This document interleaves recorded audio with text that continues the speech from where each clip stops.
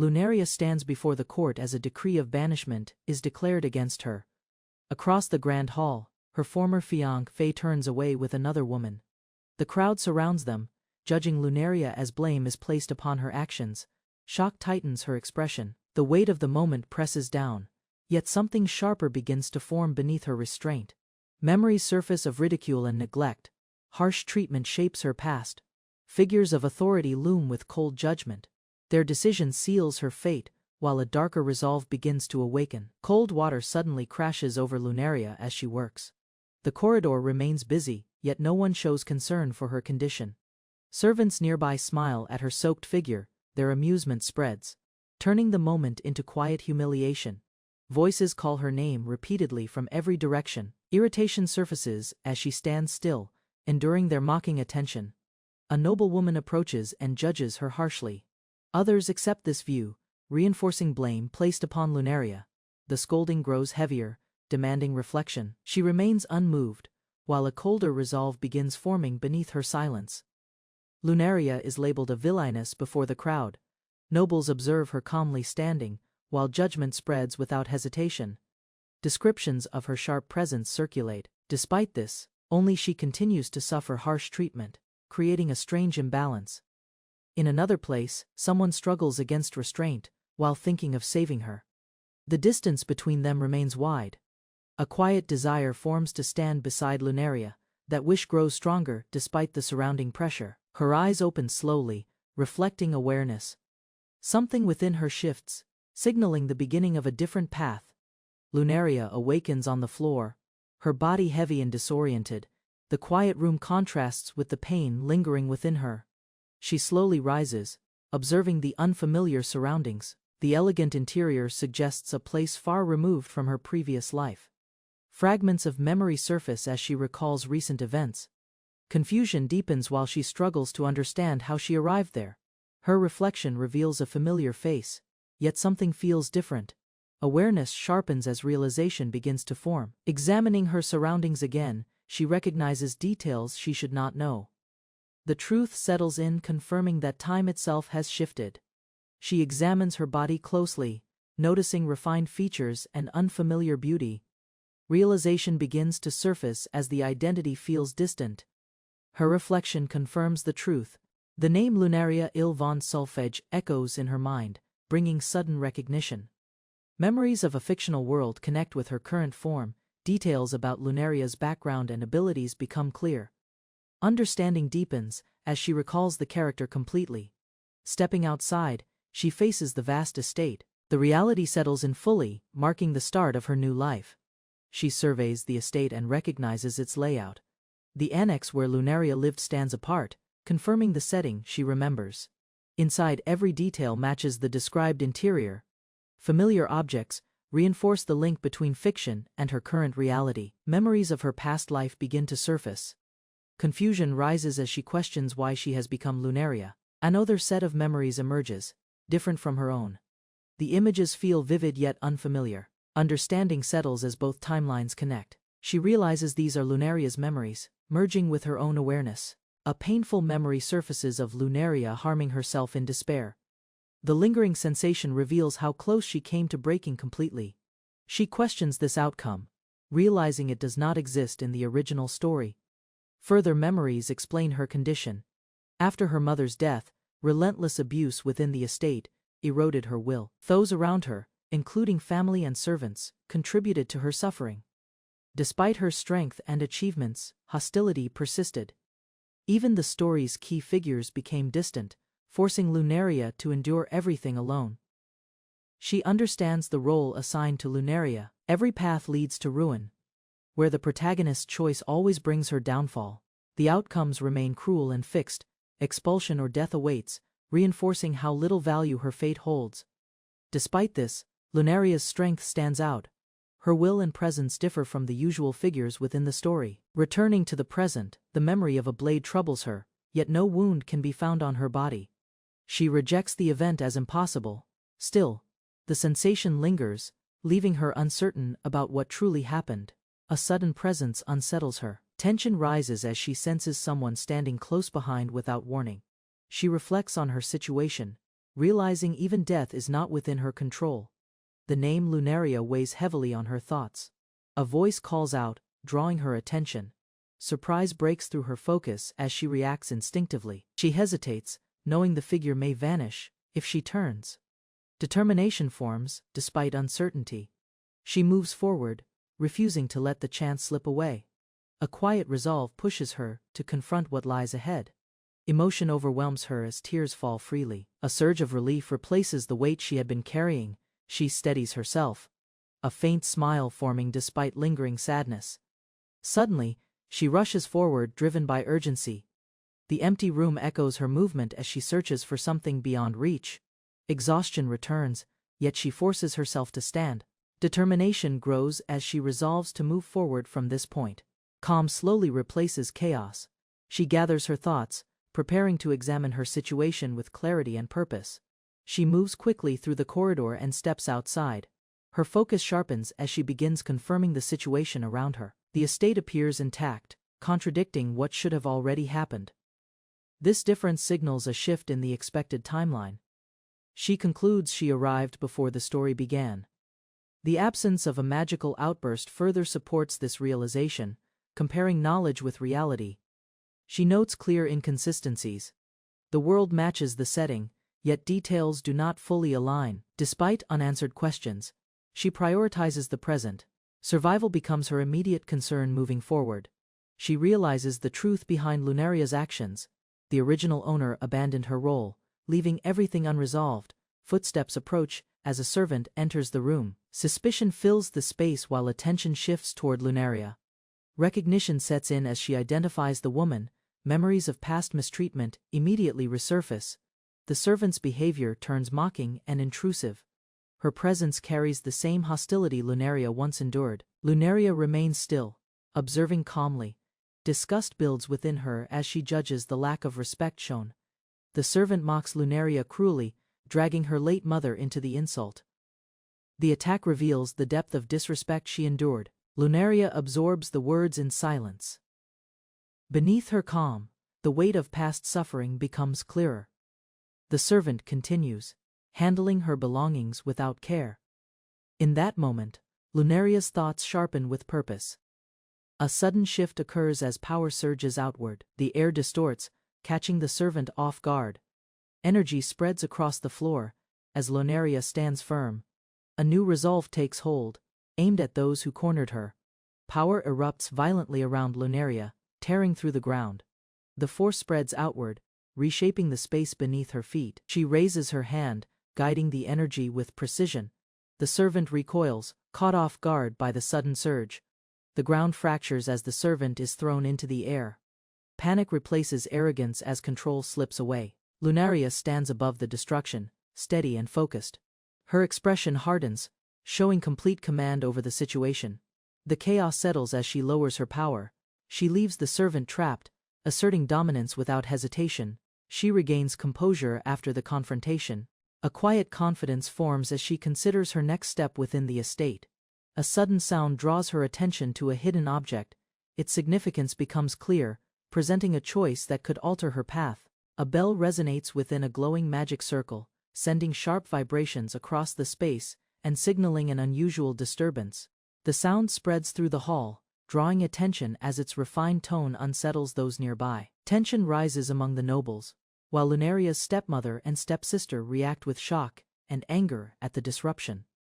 The black-haired lady observes calmly, sensing Lunaria's hidden intent behind the sudden event. An option window appears before Lunaria, confirming a turning point as she prepares to act decisively. Lunaria realizes she exists inside a game world, recognizing the system and confirming her situation with quiet certainty. Memories surface, revealing differences from the original story, as she understands this version offers choices never seen before. A decision appears before her, presenting the magic bell that could prove her as the rightful heir of the family. Reflecting on past suffering, she acknowledges the people around her were never worth her patience or hope. With resolve, Lunaria moves forward, power gathering as she prepares to claim control over her fate. Lunaria steadies herself after the decision, focusing as unfamiliar energy gathers around her and demands control. Magic surges through her body, rising instinctively as her power activates without hesitation. A vast barrier spreads above the estate, confirming the bell's influence and her connection to it. Understanding deepens as she accepts this altered world, no longer bound by the game's original limits. Resolve hardens, and she exits decisively, ready to act beyond expectations and shape events on her own terms. A familiar presence approaches, and Lunaria senses a voice tied to memories she had nearly forgotten. A butler rushes in, alarmed by the disturbance, recognizing her position and reacting with urgency. Shock spreads as the sudden change leaves everyone unsettled, unable to grasp what just occurred. Lunaria regains composure, identifying the man before her as someone significant from the past. Kyle is acknowledged as a long-serving butler, quietly loyal to the former Duchess, despite the current household's control. Then Lunaria evaluates the household, realizing most servants now follow her stepmother, weakening her original support. She calmly admits ringing the magic bell, openly declaring her claim as the rightful heir. Kyle warns that such an act equals open conflict against her father and the current family authority. Unshaken, Lunaria accepts the consequence, showing no hesitation as she prepares to confront everything ahead. Kyle lowers his head in respect, revealing long-held loyalty and readiness for the moment he had awaited. He formally acknowledges Lunaria as the Duchess, accepting her authority after the bell's declaration. Calmly facing him, she learns that loyal allies had remained nearby, waiting for her return. Memories of past hopes emerge, where she once believed her family would restore order and protect her. That belief fades completely, replaced by a firm resolve to purge the corruption within the household. With mutual understanding, loyalty is reaffirmed as Lunaria prepares to move forward without false expectations. Lunaria questions Kyle about remaining loyal servants, testing how much support still exists within the mansion. Without delay, a group steps forward, already gathered and prepared to stand under her command. Surprise crosses her face briefly as their loyalty becomes clear, followed by firm determination. Confidence builds as she acknowledges their support, organizing plans with both knowledge and power at her disposal. A decisive intent forms, and with rising magic, Lunaria prepares to eliminate those she deems unworthy. Lunaria gathers her allies inside her room, turning the space into a place for planning rather than comfort. Her gaze shifts to a portrait of her late mother, grounding her resolve with lingering memories. News arrives as enemies begin advancing, their movement signaling the start of open confrontation. Her stepmother leads the opposing group forward, carrying confidence as they approach without hesitation. Reacting swiftly, Lunaria prepares her magic, recognizing the situation is escalating faster than expected. A massive barrier forms around the tower, blocking all intrusion as Lunaria's power secures the area. She explains the barrier calmly, noting it will only delay the approaching forces for a short time. Attention shifts to preparation, as she requests the magic stone needed before interference begins. Kyle presents the item, and Lunaria immediately takes control, issuing orders while activating its function. Energy releases outward, signaling beyond the estate, as news spreads that a new duchess has emerged. Lunaria channels her magic into a glowing circle, forcing open a gate with controlled precision. The portal stabilizes, revealing a distant castle as its destination becomes clear. Observers react with surprise, while Kyle begins a ritual, preparing support through summoned assistance. A small familiar emerges, moving swiftly as it carries out her command. Kyle records the activation with careful strokes, ensuring the event is documented as the plan advances. The familiar rushes through the portal, carrying Lunaria's message to announce her rise beyond the estate. She declares her opposition openly, making clear that retreat is no longer an option. Calm authority returns as she considers her next move, preparing to act beyond formal expectations. Outside, her stepmother's group attacks the barrier, attempting to break through with force. Resistance forms within, as her side stands ready, pushing back against the incoming assault. The barrier finally shatters under repeated attacks, opening a path for the opposing forces to enter. Lunaria remains composed, recognizing this moment as the beginning of a long-awaited reckoning. Her allies stand united behind her, prepared to act with precision under her command. A heavy rumble fills the room, signaling the approach of her enemies. Her stepmother arrives confidently, confronting Lunaria as the conflict between them fully begins. Lunaria greets her stepmother and sister, asserting her new status, while maintaining a composed expression. Confidence settles within Lunaria, her gaze reflecting control as the balance of power shifts. Lunaria stands composed, her gaze steady and cold as tension gathers around her. She steps forward before onlookers, presenting a gentle smile that conceals her true intent. Inside a long corridor, authority turns against her, and force is delivered without hesitation, leaving her vulnerable on the floor. Pain spreads through her body as she struggles to rise, clutching her head while steadying herself.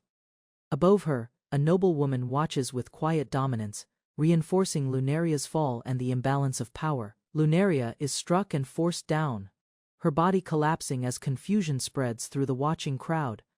She walks alone through the corridor, still believing her family might return to how it once was. Tears fall as the truth is revealed, her status gone and her worth reduced in the eyes of those she trusted. Shock replaces sorrow, her gaze hardening while the one above her asserts control and demands submission. Resolve settles within her as she declares her new position, signaling a shift in power and the start of change. Before a gathered crowd, Lunaria stands below as nobles observe, their attention fixed on her uncertain position. A faint reaction spreads among the onlookers, while quiet amusement appears from those who look down on her. The leading woman dismisses Lunaria's resolve, treating her words as meaningless and unworthy of concern.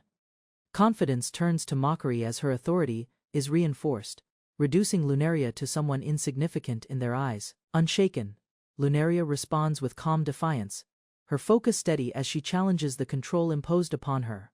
The crowd reacts sharply as Lunaria's treatment sparks unrest, drawing attention to the growing tension. The stepmother maintains composure, presenting her actions as concern while masking her true intentions. Lunaria calmly lists the harm done to her, exposing actions that contradict the claims made against her. Responsibility is denied, shifting blame away while dismissing Lunaria's accusations as unfounded. Mockery spreads among the nobles, attempting to discredit her further, yet Lunaria remains steady under their scrutiny. The stepmother twists Lunaria's claims, portraying her as unstable, while attempting to turn others against her. She continues asserting authority, expecting obedience as the surrounding nobles begin to question the situation. A servant steps forward, openly declaring loyalty to Lunaria, disrupting the control held over the gathering. Annoyance surfaces as the stepmother shifts her focus, deciding to punish the interruption to maintain dominance. Without hesitation, force is used to remove the servant, reinforcing fear while Lunaria watches the imbalance unfold. Energy surges violently as Lunaria unleashes power, striking down the attacker and halting further harm. Shock spreads through the hall, and those in control falter as the sudden display breaks their dominance. Composed and unwavering, Lunaria lowers her hand, asserting her presence while others begin to recognize her authority. Accusations rise against her actions, attempting to frame her defense as wrongdoing in front of the gathered nobles. Calmly, she turns the argument back, exposing the hypocrisy and shifting the blame toward those truly responsible. A faint smile forms on Lunaria's face, unsettling those who once looked down on her. Her eyes sharpen as the shift becomes clear, no longer enduring but standing in quiet defiance. Fury erupts from above, orders given without restraint as control begins to slip away. Attackers rush forward, yet Lunaria remains composed, adjusting her power with precise control. Energy bursts outward, striking them down instantly, proving her strength and overturning the situation. Electric force courses through Lunaria's attack, overwhelming her opponents as controlled pain spreads through their bodies. She stands calm and composed, revealing precise mastery while others are struck down and left unable to resist. With quiet confidence, Lunaria questions the false claims, exposing the weakness behind her stepmother's authority. Tension rises as she asserts her position, declaring control while the opposition struggles to maintain their stance. Fury replaces arrogance, and the challenge against Lunaria intensifies as her claim to power is directly confronted. A noblewoman lashes out, branding Lunaria a fraud. Pressure mounts, yet Lunaria stands unmoved amid the hostility. Power gathers in her hand, crackling intensely. The air shifts as others watch in growing unease. Calm confidence replaces doubt. She reveals her claim without hesitation. Asserting control, a sacred crest appears on her hand, proving her rightful status. Silence follows the undeniable sign. Shock spreads as another bears the same mark. Confusion deepens, leaving the truth uncertain. Another woman reveals the same crest, presenting it confidently. The claim spreads, shaking the certainty of Lunaria's proof. Support rises for the new claimant, as her mother proudly affirms it. Doubt shifts toward Lunaria, tightening the tension. Lunaria gathers light between her hands, forming a concentrated glow. The energy builds with quiet control. She releases a refined spell, directing it with precision. The act appears simple, yet carries deeper intent. The power alters the mark itself, erasing its certainty. Shock spreads as the supposed proof loses meaning. Lunaria calmly denies doubt and steps forward, asserting the crest's true nature. Her composure unsettles the opposing side. She demands a hand, her gaze sharp and unwavering. Panic spreads as resistance begins to form. Mockery erupts from her opponent, who dismisses Lunaria as naive. Confidence shifts into open ridicule. The claim turns toward authority, emphasizing rules and documentation. The argument leans on control rather than truth. Inheritance is declared through official record, transferring power decisively. The situation tightens as legitimacy is redefined.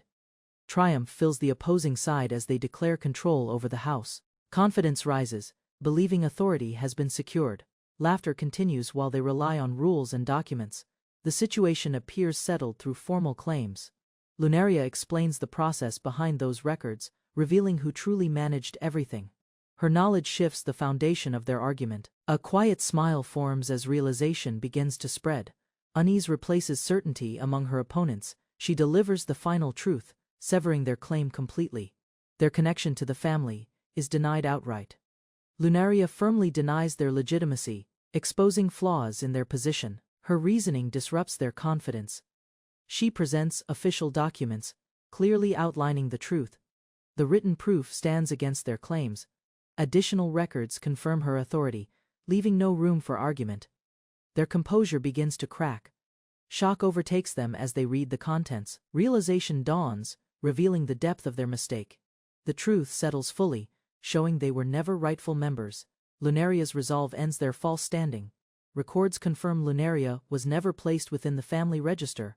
The position remained empty, despite others living under its name. She reveals the hidden truth with quiet certainty. Fear rises as her words expose the danger they once ignored. Her thoughts reflect on past choices, recognizing restraint instead of retaliation. Strength is shown through what was not done. Resolve hardens within her as resentment surfaces. The weight of past suffering shapes her current stance. Onlookers process the revelation, realizing the two held no true place. The false household collapses completely. Lunaria smiles calmly, declaring that no payment will be given. Her words cut through any remaining expectations. She asserts her authority as the true head, denying others any control over the family's assets. Panic begins to spread. Her decision becomes final, stripping them of both wages and position. Their future collapses in an instant. Shock erupts among the crowd as disbelief takes hold. Lunaria remains composed, unmoved by their reactions. She orders them to leave the estate entirely. Their removal is absolute, ending their presence without appeal. Lunaria declares their banishment, her authority absolute. The decision leaves no space for resistance. Shock overtakes her opponents as disbelief surfaces. Their confidence begins to crumble under her words. They plead for mercy, but fear replaces arrogance. The balance of power fully shifts. Lunaria remains unmoved, recalling their past actions. Her resolve strengthens as their desperation grows. She pauses, considering her next step with quiet control. The outcome rests entirely in her hands. Fear grips the two, as their confidence collapses. Lunaria watches in silence, her presence weighing heavily on them. A cold resolve settles over her expression. Authority dominates the moment, forcing them into submission. Amid rising chaos, the servants turned on Rufinia, demanding pay. She panicked, empty-handed, exposed. Lunaria watched silently. The web of lies was collapsing fast. Desperation now gripped the former oppressors. Accusations flew. The mob's anger swelled. Rufinia's shouts incited violence against Lunaria. Threats filled the room, yet Lunaria remained composed. This confrontation would reveal who truly held power and who feared losing it. The room splintered. Some hesitated, unwilling to become murderers. Others looked for escape. Lunaria's gaze never wavered. In this decisive moment, survival and justice depended on strength, not empty words. Driven mad, Rufinia threatened all, none would escape her wrath. Fear spread. Lunaria's calm gaze met the chaos. This fight was no longer about status, it was about survival.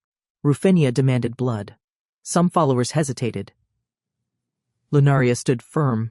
Power was clear, those who chose violence would face her magic. The room's tension sharpened. The next moment would decide everything. With a single motion, Lunaria unleashed her power. Lightning erupted. The attackers fell back in shock. Her dominance was undeniable. No one in the room could mistake where true strength lay. Rufinia's forces crumbled under Lunaria's magic. Calm and unflinching, Lunaria seized control of the room. Her enemies flailed in disarray. Their threats were empty, she answered with undeniable power. One attacker lunged. Effortlessly, Lunaria countered, sending him sprawling. Her movements remained precise and controlled. In this chaos, she dictated the pace, each strike reinforcing her unchallenged command of the moment. Confronting a familiar face, Lunaria recalled past insults. No longer a silent victim, she delivered swift retribution. The tables had turned completely, her justice would be both sharp and memorable. Lunaria recalled past humiliation, forced to drink tainted tea, mocked by her tormentors. Now, with unwavering eyes, she confronted them. The memory burned clear, her revenge would match their cruelty. Magic swirled, the bullies jolted, sensing danger. Lunaria's calm smile concealed the storm she'd unleashed. Each would face their own bitter cup, a taste of the torment they had inflicted. Helpless, they choked on conjured bubbles, forced to drink it all. Lunaria watched without pity. Justice was served measured and exact. Her lesson was simple. Cruelty would no longer go unanswered. Lunaria observed her former tormentors with calm satisfaction. Once bold, they now begged for mercy. The caged lion they had toyed with had broken free. Now they faced the consequences. A simple snap of her fingers unleashed further magic. Panic turned to chaos. One by one, the bullies collapsed. Their screams echoed through the hall. Lunaria remained composed, watching. Amused, Lunaria commented on their downfall. Her gaze then shifted toward the remaining figures, her next targets clear. The game had only begun. With sharp focus, she prepared her next move. Lunaria turned her focus on Rufinia and Nevia. Their fear was palpable. Calmly, she questioned their intent. No longer cornered, Lunaria now dictated the confrontation with unflinching authority. Nevia panicked, pleading innocence. The fragile alliance between mother and daughter fractured. Lies unraveled in seconds. Faced with Lunaria's power, their unity dissolved, each desperate to escape responsibility for their actions. Chaos erupted between them. Accusations flew. Their former confidence crumbled into bitter blame. Lunaria watched in silence. No words were needed. Their own betrayal and weakness would now serve as her justice. Lunaria dismissed their pleas. Her time would not be wasted. Nevia, desperate, lashed out. But as the confrontation escalated, something unexpected began. Fear shifted to panic as a new terror unfolded. Nevia's body betrayed her. Hair fell, skin burned. Bewildered, she cried out. Lunaria remained silent. The magic Nevia once mocked now turned her arrogance into agony, justice rendered without mercy. Transformation consumed Nevia. Her screams echoed through the hall. None dared intervene. The lesson was clear: cruelty carries consequences. Lunaria's calm gaze never faltered. Her retribution had only just begun. Nevia's screams filled the air, her agony laid bare. Desperation clawed through her voice. No one moved to help. Justice unfolded before all. Cruelty now consumed the tormentor without mercy. Lunaria observed calmly. An illusory mist shaped their suffering, no permanent harm, yet deeply felt. Her measured magic taught a lasting lesson. The room watched in stunned silence at her control. As the illusion bound them, Lunaria explained, they dreamed sweetly even while trapped. Her vengeance was complete, precise, without excess. Now, all would remember the new Duchess who answered cruelty with resolve. Lunaria watched silently, now trapped in their own nightmare. Her enemies tasted the suffering they once inflicted. Justice had been served. With clarity, she turned toward her next target. Calmly, Lunaria issued new orders. The remaining unconscious were to be removed. Balance restored, she focused on the room. But an unsettling presence stirred her. Instincts warned of new danger. A sudden sound pierced the air. Lunaria's gaze sharpened. The room seemed to shift. Unease crept in. The game was not yet over. Another force now entered the stage. A message appeared. Her brother approached. Options flickered before Lunaria's eyes. Calmly, she considered her next move. The battle was not yet finished. Now, another player entered the unfolding game. Resolved, Lunaria prepared. Your next, brother, she thought. The confrontation would come. This was no longer about the past. Each encounter would test her resolve, her leadership, and her newfound strength. Outside, her brother approached, unaware. Arrogance clouded his thoughts. He believed himself above this conflict. But Lunaria was ready. The stage awaited its next act, and she would meet it head-on. Lunaria walked the dim hall, her thoughts clouded. Once, she had trusted her brother. Memories of his kindness lingered, but distance had grown between them now. Trust felt uncertain. Randolph appeared. Lunaria remembered the brother who had once protected her. Yet beneath the surface, doubt remained. Time and betrayal had changed much. Their meeting would test where loyalties stood. As Lunaria approached, playful energy disrupted the moment. Unexpectedly, she was caught off guard. The past and present collided. Before speaking her truth, she faced yet another surprise encounter. Randolph greeted Nevia with warmth, dismissing Lunaria's concerns. Lies filled the air, twisted against her. The brother she once trusted stood blind to the truth, siding with deception instead. Nevia played the victim. Randolph demanded Lunaria apologize. The weight of injustice pressed down, yet Lunaria remained composed. The bond she had once cherished was now tarnished beyond repair. Randolph scolded Lunaria, urging her to move on, but his words rang hollow. Lunaria knew she would no longer bow to blind loyalty or false peace. Her resolve only deepened. Randolph departed, Nevia in tow. Lunaria watched them fade into the corridor. The brother she once adored now stood among her enemies. Her resolve hardened. This battle was hers alone. Alone, Lunaria faced the next choice. The system prompted her one more decision to shape her fate. Calm and deliberate, she prepared for what came next. Another challenge awaited. Lunaria analyzed the situation. In the game scenario, her brother had differed. Now, real life unfolded unpredictably. Options shimmered before her. The next move would demand both strength and wisdom. Time froze. Lunaria observed the halted scene. The choice window appeared again, its mechanics now clearer. Calmly, she assessed her next move. Each decision here shaped not only outcomes but lives. She reflected. The use of magic felt natural, memories of the old Lunaria guiding her. The moment stretched. This power was a tool and a test of her resolve. Faced with the choice, Lunaria considered. Inviting her brother risked confrontation. Rejecting him preserved her control. Resolute, she chose caution. Some battles could wait. Her grip on power must remain steady. Lunaria addressed her late mother's portrait. Gratitude mixed with regret. The house had betrayed them. Though her mother's love endured, her brother had faltered. This truth now fueled Lunaria's resolve. Doubt lingered. Was her brother still redeemable? The choice before her loomed, yet hesitation faded. Her path was clear. Justice demanded action, not sentiment. She would not falter now. With unyielding will, Lunaria acted. I'm not stopping. Her voice rang with conviction. The battle continued. There would be no pause, no mercy. Her revenge would be carried to its end. With swift magic, Lunaria defended her position. The path was clear, no hesitation remained. Each act reinforced her authority. Those who opposed her would find no safe place within this house. Calmly, Lunaria addressed her attendants. Kyle observed her unwavering resolve. There was no need for grand words. Her actions spoke clearly. With each decision, she shaped the future of the family. She ordered the portrait of her mother preserved. No trace of the past would be carelessly discarded. Focused, Lunaria sensed something shifting outside. The next challenge approached. She stood ready. Lunaria ensured her mother's portrait was safe. Outside, rain fell, a fitting backdrop for revenge. The house shifted around her. Her next opponent approached. Calmly, Lunaria prepared to face them. Through the rain, Randolph strode with disdain. His arrogance remained unshaken. Meanwhile, Lunaria observed. She bore no hatred, only resolve. If necessary, she would destroy what remained of his loyalty. Footsteps drew closer.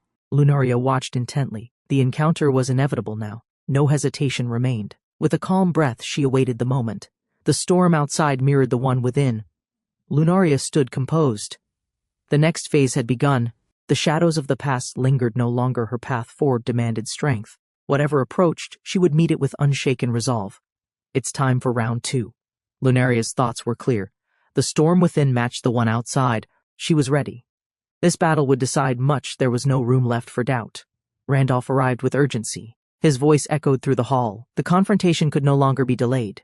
Calm and prepared, Lunaria awaited him. The next chapter of her revenge began. Randolph searched the halls. Determined, he sought answers in Lunaria. His intent was clear, but the house had changed. Each step forward brought him deeper into the consequences of past wrongs. Nevia appeared, disheveled and broken. Randolph's concern surfaced, yet confusion clouded his gaze. The sister he had defended now lay undone. The weight of Lunaria's justice was finally visible. Feigning reassurance, Randolph tried to comfort Nevia, yet beneath his words unease stirred. Laughter masked uncertainty. Lunaria's presence remained unseen but undeniable. The game had shifted. Randolph stood upon dangerous ground. From atop the stairs, Lunaria greeted her brother. The moment was both farewell and declaration. Her path no longer included submission. With resolve, she prepared to sever ties with the past. Randolph's outrage erupted. Demands and accusations flew. Yet Lunaria stood firm. Calmly, she claimed her rightful place. No longer would the Solfege family be ruled by deceit and outdated tradition. Randolph clung to old beliefs. To him, leadership was a man's role. But Lunaria's gaze held no fear. She had chosen her destiny. No brother's words would turn her back. Randolph mocked Lunaria. To him, her claim was laughable. Yet Lunaria remained composed. His arrogance only strengthened her resolve. The head of the family would not be decided by outdated views. With precision, Lunaria exposed Randolph's scandal. His image, carefully crafted, began to crumble. No longer would he hide behind false propriety. The truth stood clear. Lunaria now held the upper hand. Randolph, stunned, questioned her newfound boldness. But Lunaria had changed. She no longer feared confrontation. Each word she spoke was deliberate. Her fight was no longer for acceptance, but for rightful rule. Randolph called Lunaria impertinent, yet she faced him unwavering. From atop the stairs, she embodied strength. No longer the submissive sister, Lunaria stood prepared to challenge every false claim he made. A mocking laugh escaped Lunaria. Calm yet biting, her words cut deeper than any blade. Randolph's accusations held no weight. If protecting her family was impertinent, then she welcomed it. Lunaria's resolve crystallized. Randolph, who betrayed both family and kingdom, was unworthy. The family name she vowed to protect would not fall to such hands. Her vengeance would see it restored. Behind a noble facade, Randolph pursued an illicit affair. Even as Lunaria suffered, he chose to protect Nevia. His hypocrisy knew no bounds, his public devotion, a stark contrast to private actions. Lunaria's voice rang clear. The shameless truth would no longer be buried. Randolph's sins stood exposed. Nevia, too, could no longer feign innocence. The audience would now see them unveiled. Randolph struggled to maintain composure. His position teetered on ruin. The rumor, once whispered, now roared in public light. Lunaria's calculated strike left him no path to retreat, only accountability remained. Randolph shouted a denial. He called the accusations false. Yet Lunaria's unwavering gaze unnerved him. His anger masked fear. The truth needed no proof, it had already begun to spread. Desperate, Randolph claimed innocence. Pleading sibling affection, Nevia echoed his words, clinging to falsehood. The crowd watched, skeptical. Lunaria remained silent, reading them both. Lies now served only to tighten their noose. Randolph accused Lunaria of jealousy. She smiled knowingly, unmoved. Their hollow justifications rang louder than truth. As Randolph fled, Lunaria stood firm, her resolve clear. The next strike would soon follow. Randolph smirked, offering false forgiveness. Lunaria saw through him. She reflected on his deceit, unwilling to be drawn in. Calmly, she prepared to dismantle his act before all. Feigning boredom, Lunaria yawned mid-speech. Randolph faltered, sensing her control. She coolly demanded proof of his innocence. Her poise disarmed him, his narrative crumbled under her piercing, calculating gaze. Lunaria revealed the truth. Witnesses had heard everything. Servants knew of Randolph's betrayal. Evidence now stood against him. Her voice steady, she exposed their deceit to all present. Lunaria calmly revealed the servants' testimonies. Each one exposed further evidence of Nevia's secret meetings with Randolph. The room grew tense. Randolph's composure began to crack as accusations stacked higher. Lunaria's words struck deep. Randolph forced a smile, pretending innocence. But the crowd whispered. Nevia's expression faltered. Lunaria maintained control, each word deliberate. Randolph struggled to find a convincing response. Cornered, Randolph accused Lunaria of fabrication. His voice rose. Lunaria watched, unshaken. The crowd no longer believed him. Her trap had worked. The tide of judgment turned firmly in her favor. Randolph scoffed at Lunaria's accusations. He warned that household servants' testimony wouldn't sway the public. Confident, he claimed her evidence would crumble, but Lunaria hinted she had another stronger card prepared.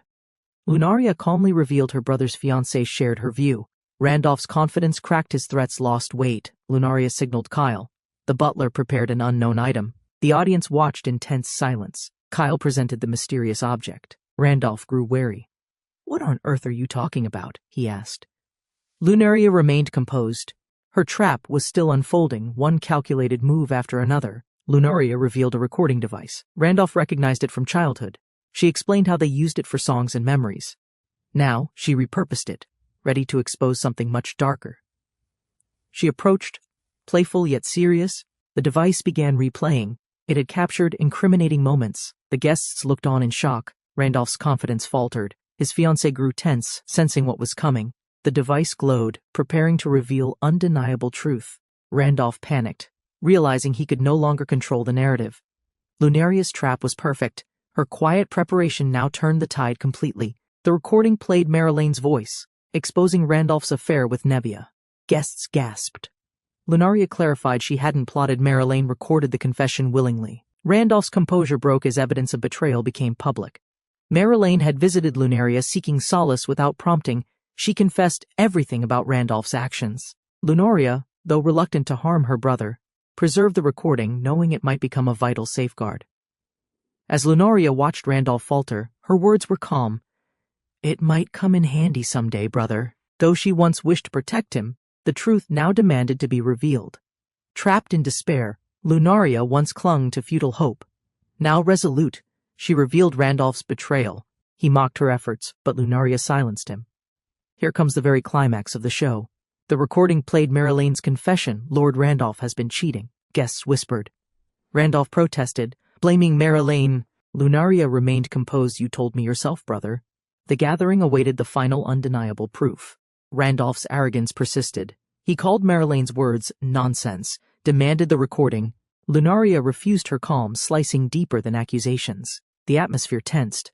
"Prepare yourself, brother," her gaze warned. The decisive moment neared. The recording now exposed Nevia. Her careless words hinted at intimacy with Randolph. The crowd gasped. Nevia panicked. "I didn't say that." Lunaria calmly countered. The hints were too clear. Randolph's face twisted in disbelief. Nevia stammered, "Blatant hints?" Lunaria pressed on. "You mimicked his words, gestures." The audience murmured. Nevia's facade cracked. Lunaria's evidence continued to dismantle their defenses relentlessly. The recording detailed Nevia's telling behaviors, touching her earrings, mimicking Randolph's phrases, even calling him dear brother-in-law with longing. The room grew colder. Nevia's guilt was no longer deniable.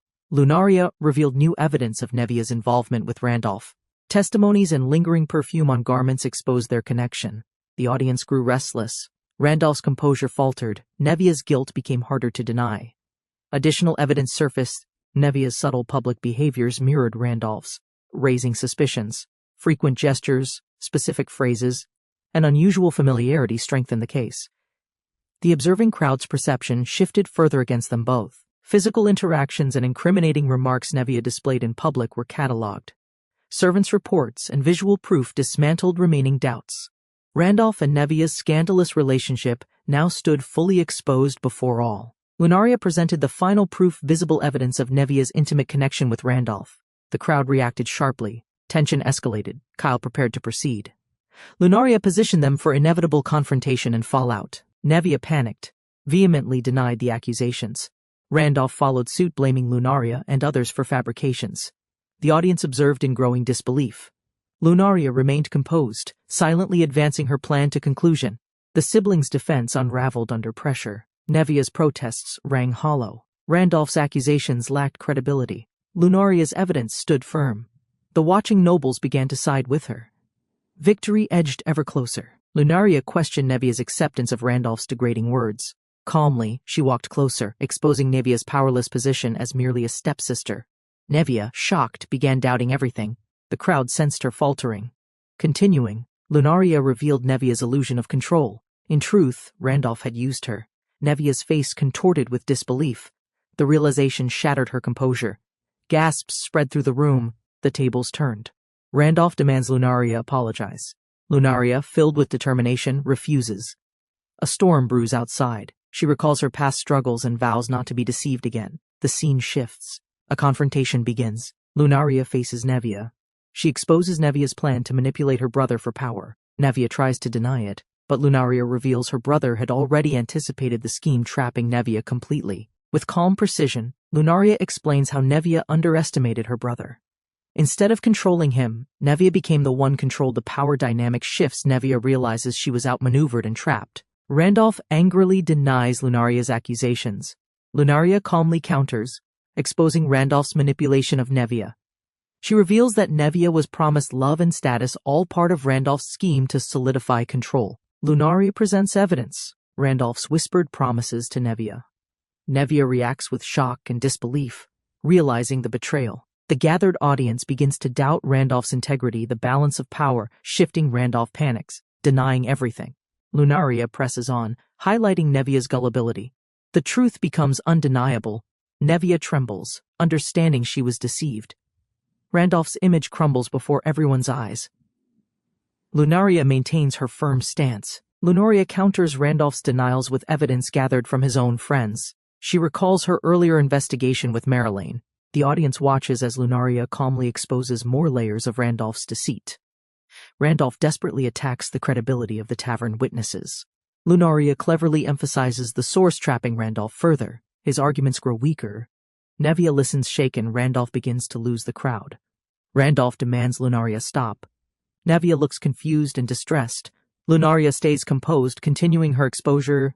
Randolph insists Nevia is troubled, but the doubt among the audience is already too strong. Lunaria declares she will stop. Nevia looks stunned but is pressured by others to speak. Lunaria appears calm, but warns Nevia. Randolph tries to dismiss it all. The room's tension rises. Nevia panics. The crowd demands the truth. Lunaria's composed insistence contrasts Nevia's frantic denial. Randolph intervenes again, urging Nevia to stay silent. Lunaria seizes control. Nevia must answer one critical question. Lunaria confronts Nevia about a tattoo linked to her deceased dog. The unexpected question shocks Nevia. The crowd watches closely. Sensing Lunaria is about to reveal a crucial piece of evidence, Lunaria exposes Nevia's hidden tattoo, shocking everyone. The tattoo's location implies a private relationship. Nevia panics, realizing her secret is revealed. The crowd grows tense. Randolph hears whispers of this scandal. Randolph's drunken conversation about Nevia's tattoo is recalled. He mocked the tattoo's odd design among friends. The details match perfectly. Lunaria's strategy works. Evidence piles up against Nevia and Randolph. Randolph continues laughing at the tattoo, exposing his own carelessness. His crude remarks solidify his betrayal. Lunaria watches silently, her position unshaken. Nevia's credibility crumbles as the room turns against her. Lunaria calmly reveals what Randolph said. The crowd reacts. Nevia's expression twists in disbelief. Randolph protests weakly. Lunaria presses further. Nevia starts realizing the depth of Randolph's deception toward her. Nevia explodes in anger and despair. She confronts Randolph, demanding the truth about his betrayal. Randolph struggles to answer. The audience witnesses the unraveling relationship. Nevia accuses him of using her. Nevia panics. She fixates on the tattoo leak, confirming Lunaria's accusations. Her frantic questions expose her guilt further. The crowd watches as Nevia's facade crumbles. Randolph remains cornered, unable to escape. Randolph, desperate, accuses Nevia of seducing others. He shouts about her tattoo, exposing his knowledge. The room watches silently. Lunaria triggers a recording device, setting the next part of her trap. The device plays Randolph's exact words. Nevia freezes. The crowd hears the damning evidence. Randolph realizes his outburst is being used against him. Lunaria watches calmly as the scene unfolds. Randolph's words seal his fate. Nevia is cornered, unable to defend herself. Lunaria declares checkmate.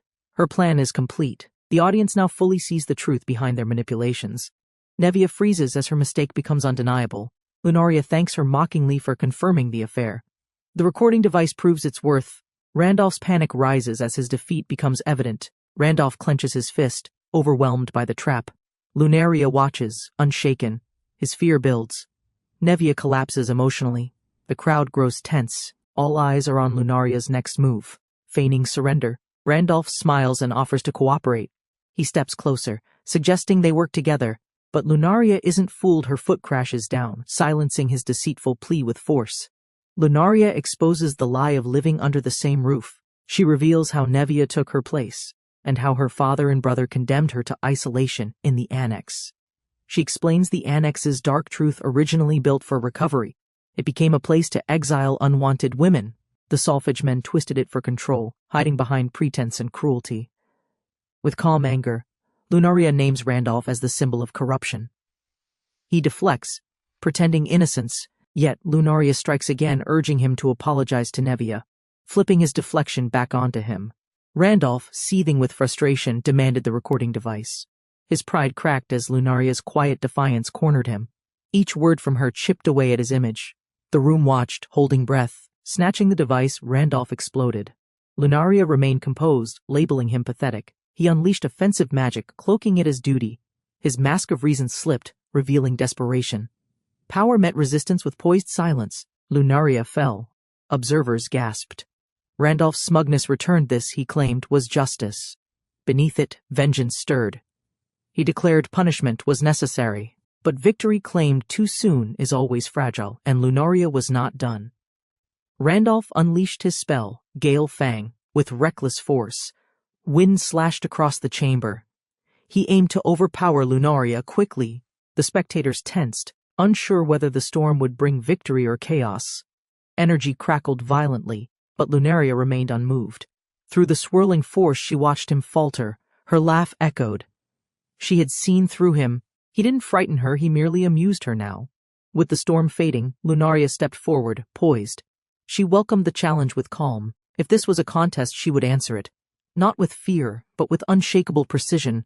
Lunaria launched her counterattack, her spell striking with force. Randolph stumbled, shocked she had escaped unharmed. Her calm mask broke his confidence. Her magic had grown stronger, and he knew it instantly. Randolph gawked at her overwhelming power. She admitted she'd once been weaker but honed her strength over years. Now, she would not hold back. Her next strike would be decisive. He pleaded for a pause, hands raised, but Lunaria stood firm, calm, and composed. The tables had turned. This wasn't just revenge. It was justice. Years in the making. Randolph demanded the recording, furious and desperate. Lunaria didn't flinch. His threats escalated. Magic crackled.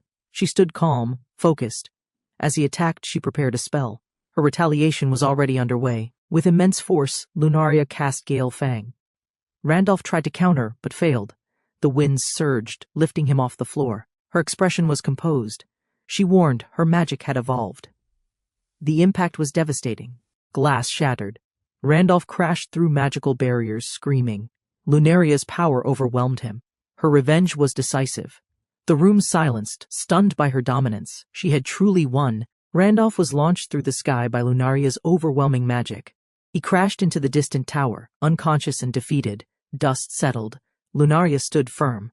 The crowd stared in stunned silence. With calm confidence, Lunaria raised her hand. "Seems like it's my win," she declared. Nevia trembled, cornered. Her excuses failed. The tension shifted, and the court awaited Lunaria's next move. Nevia stumbled back as Lunaria approached. "If you could just," she stammered. But Lunaria kept walking. Her gaze didn't waver. The crowd, frozen, watched justice continue without a single pause. Lunaria activated her magic, energy surging around her. Everyone froze. She declared the spell's nature time-delayed explosive magic. Tension thickened. Nevia's confidence cracked as the annex's dark history was revealed. Lunaria stood firm, recounting how the annex once imprisoned her grandmother.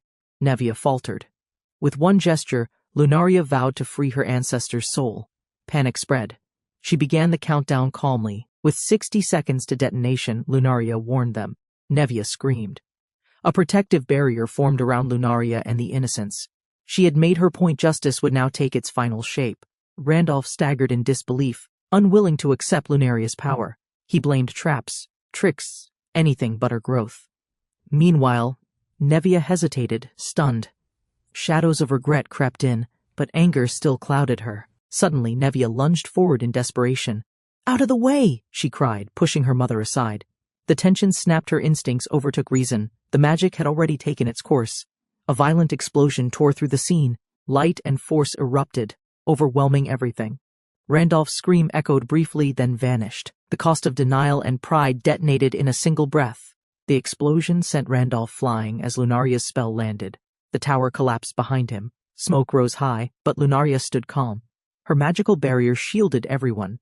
She had planned everything precisely.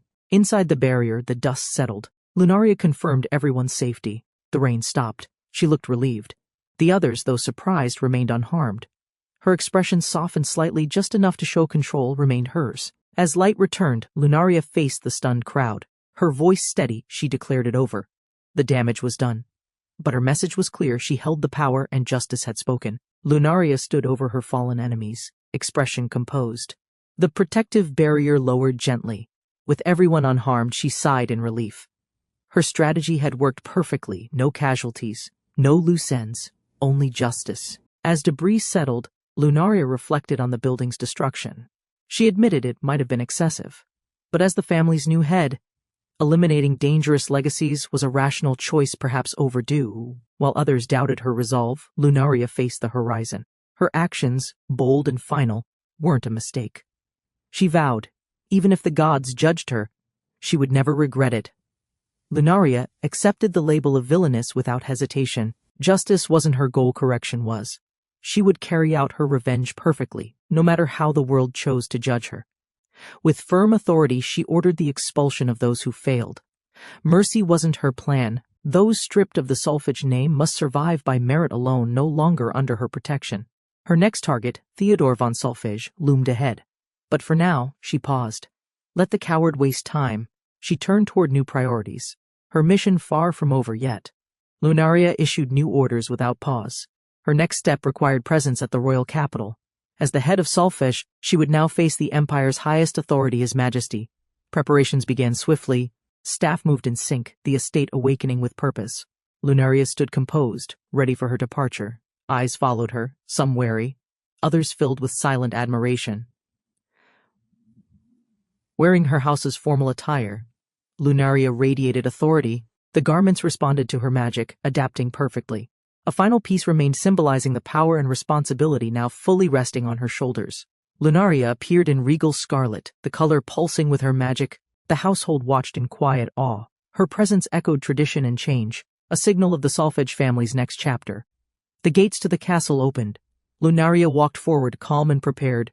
Behind her, loyal retainers moved to protect the estate. Kyle remained, entrusted with guarding the home in her stead.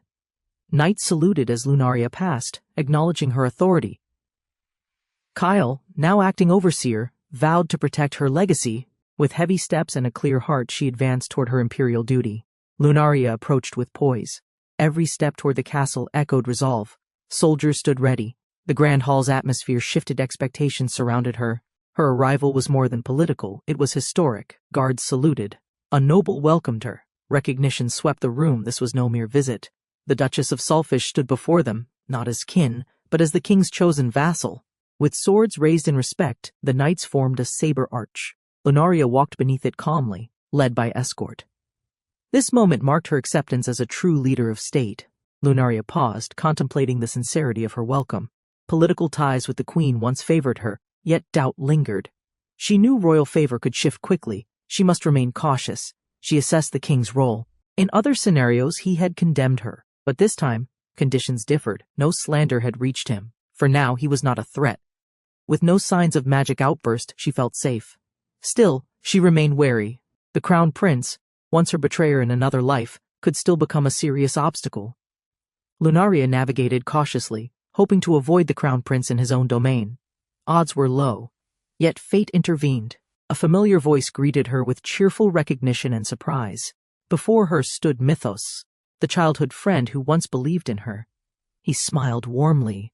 Lunaria, stunned but composed, weighed his presence. He was no enemy, but his role mattered. Mythos offered his hand, declaring he came to escort her. Suspicion lingered, but she accepted. The situation shifted. Now, with Mythos by her side, her path into the castle began. Mythos greeted Lunaria with ease, teasing her about the explosion. He sensed her change. Kyle had briefed him. The weight of her past finally reached someone who listened and cared. Lunaria acknowledged Kyle's loyalty. Hearing that someone genuinely valued her eased the burdens she carried. Mythos stood firm, sincere in his promise. She recognized him not just a prince, but an ally. She smiled faintly, recalling the boy once frightened by puppies. Mythos noticed her change too. His question wasn't just curiosity, it was confirmation. The Lunaria before him was no longer the same. Lunaria walked beside Mythos, her resolve steady. Their banter softened tense thoughts, but the throne room loomed. She prepared for formality until a presence disrupted everything. Her father had entered, uninvited. She sensed the shift instantly, his aura, unchanged. Mythos paused, unsettled. Lunaria's eyes narrowed. This was no coincidence. Her father appeared before the king, interrupting her carefully laid plans once again. The system reappeared: two choices, persuade or confront. Lunaria smiled knowingly. This was no longer a game.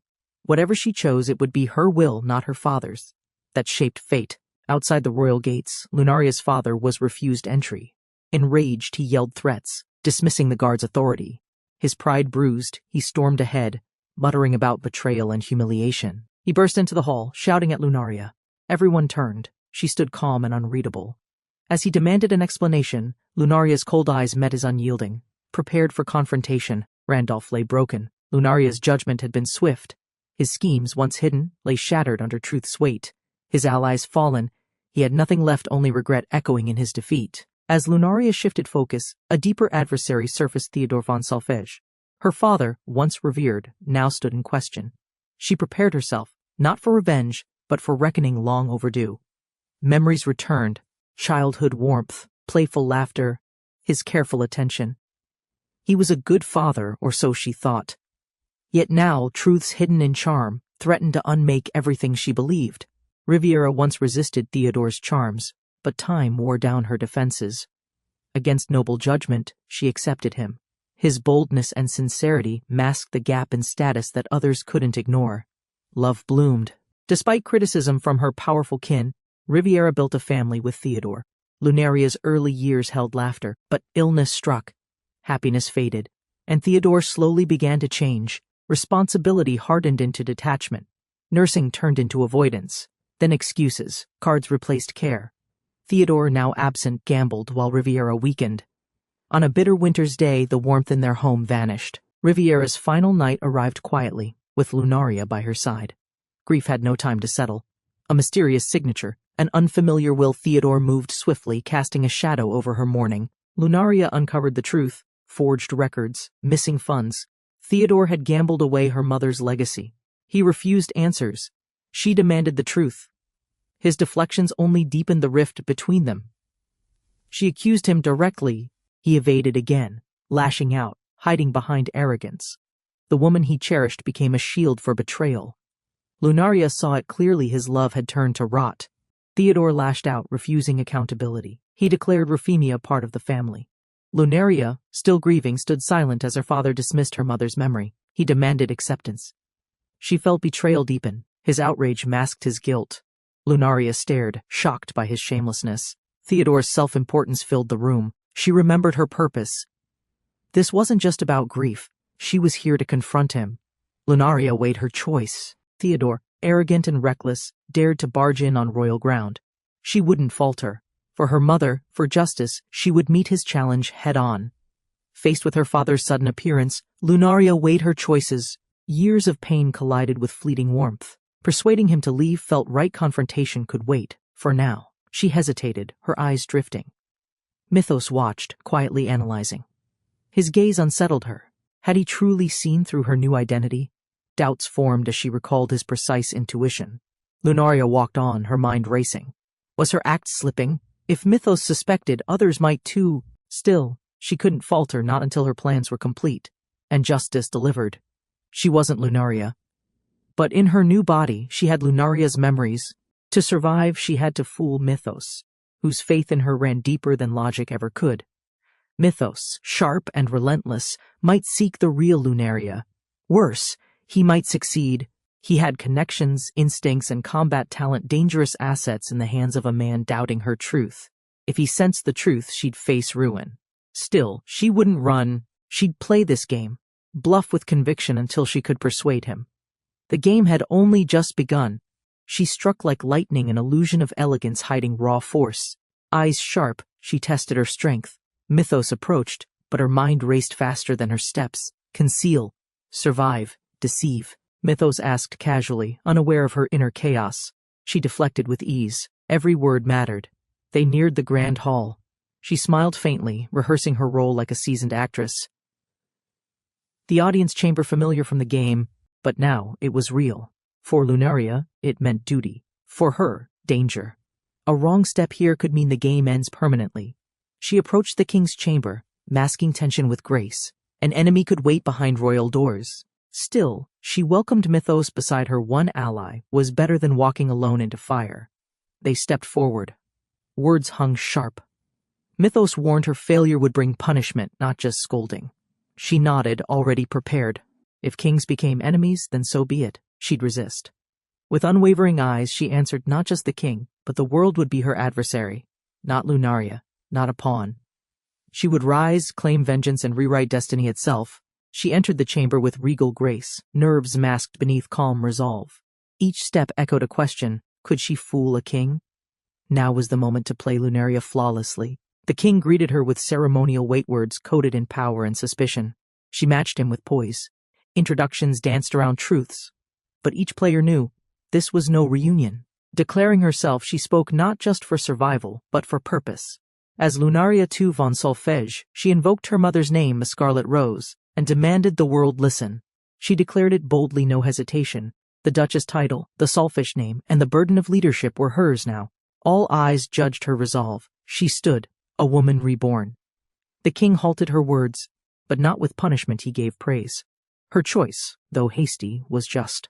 The court shifted, murmurs faded. She had been seen, she had been heard, support followed. Faces old and new offered her strength. A noble future was wished upon her. Inside, she steadied herself. "Thank you," she said. But the game wasn't over. She noted the king and queen's warmth, but stayed cautious.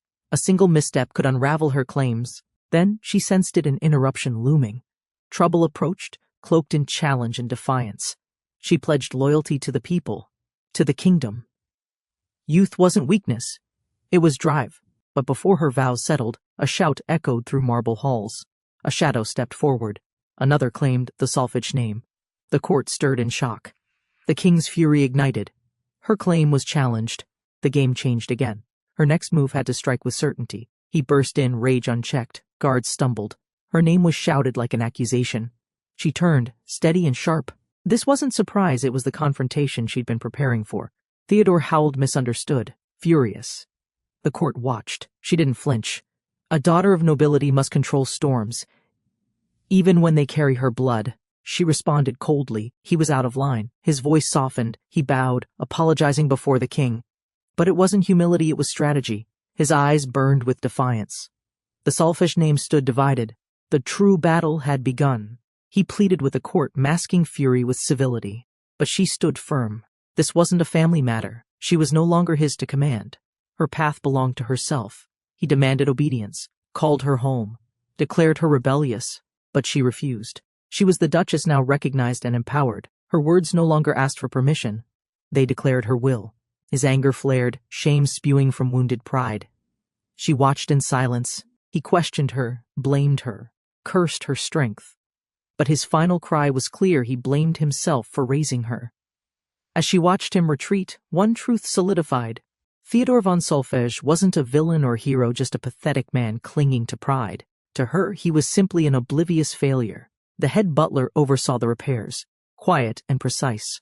Craftsmen bustled with purpose.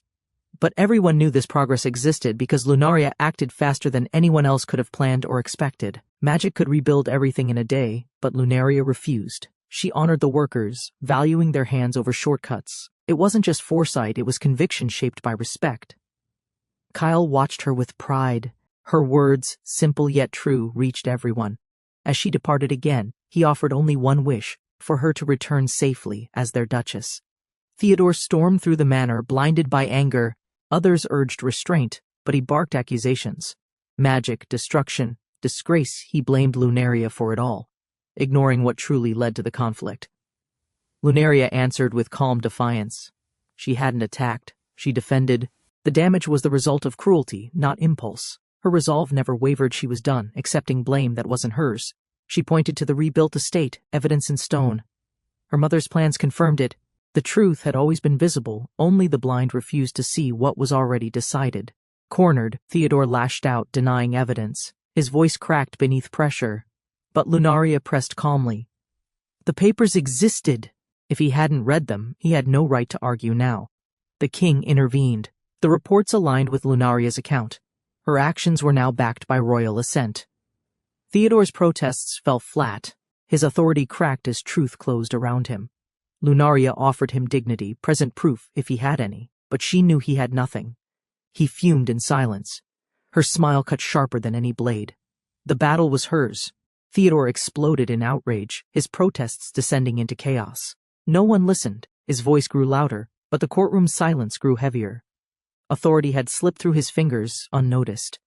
Lunaria watched quietly. His fury didn't shake her, but something did. A subtle unease crept in. She couldn't name it yet, but something vital was wrong, buried beneath the noise. The king stood, his voice thunderous.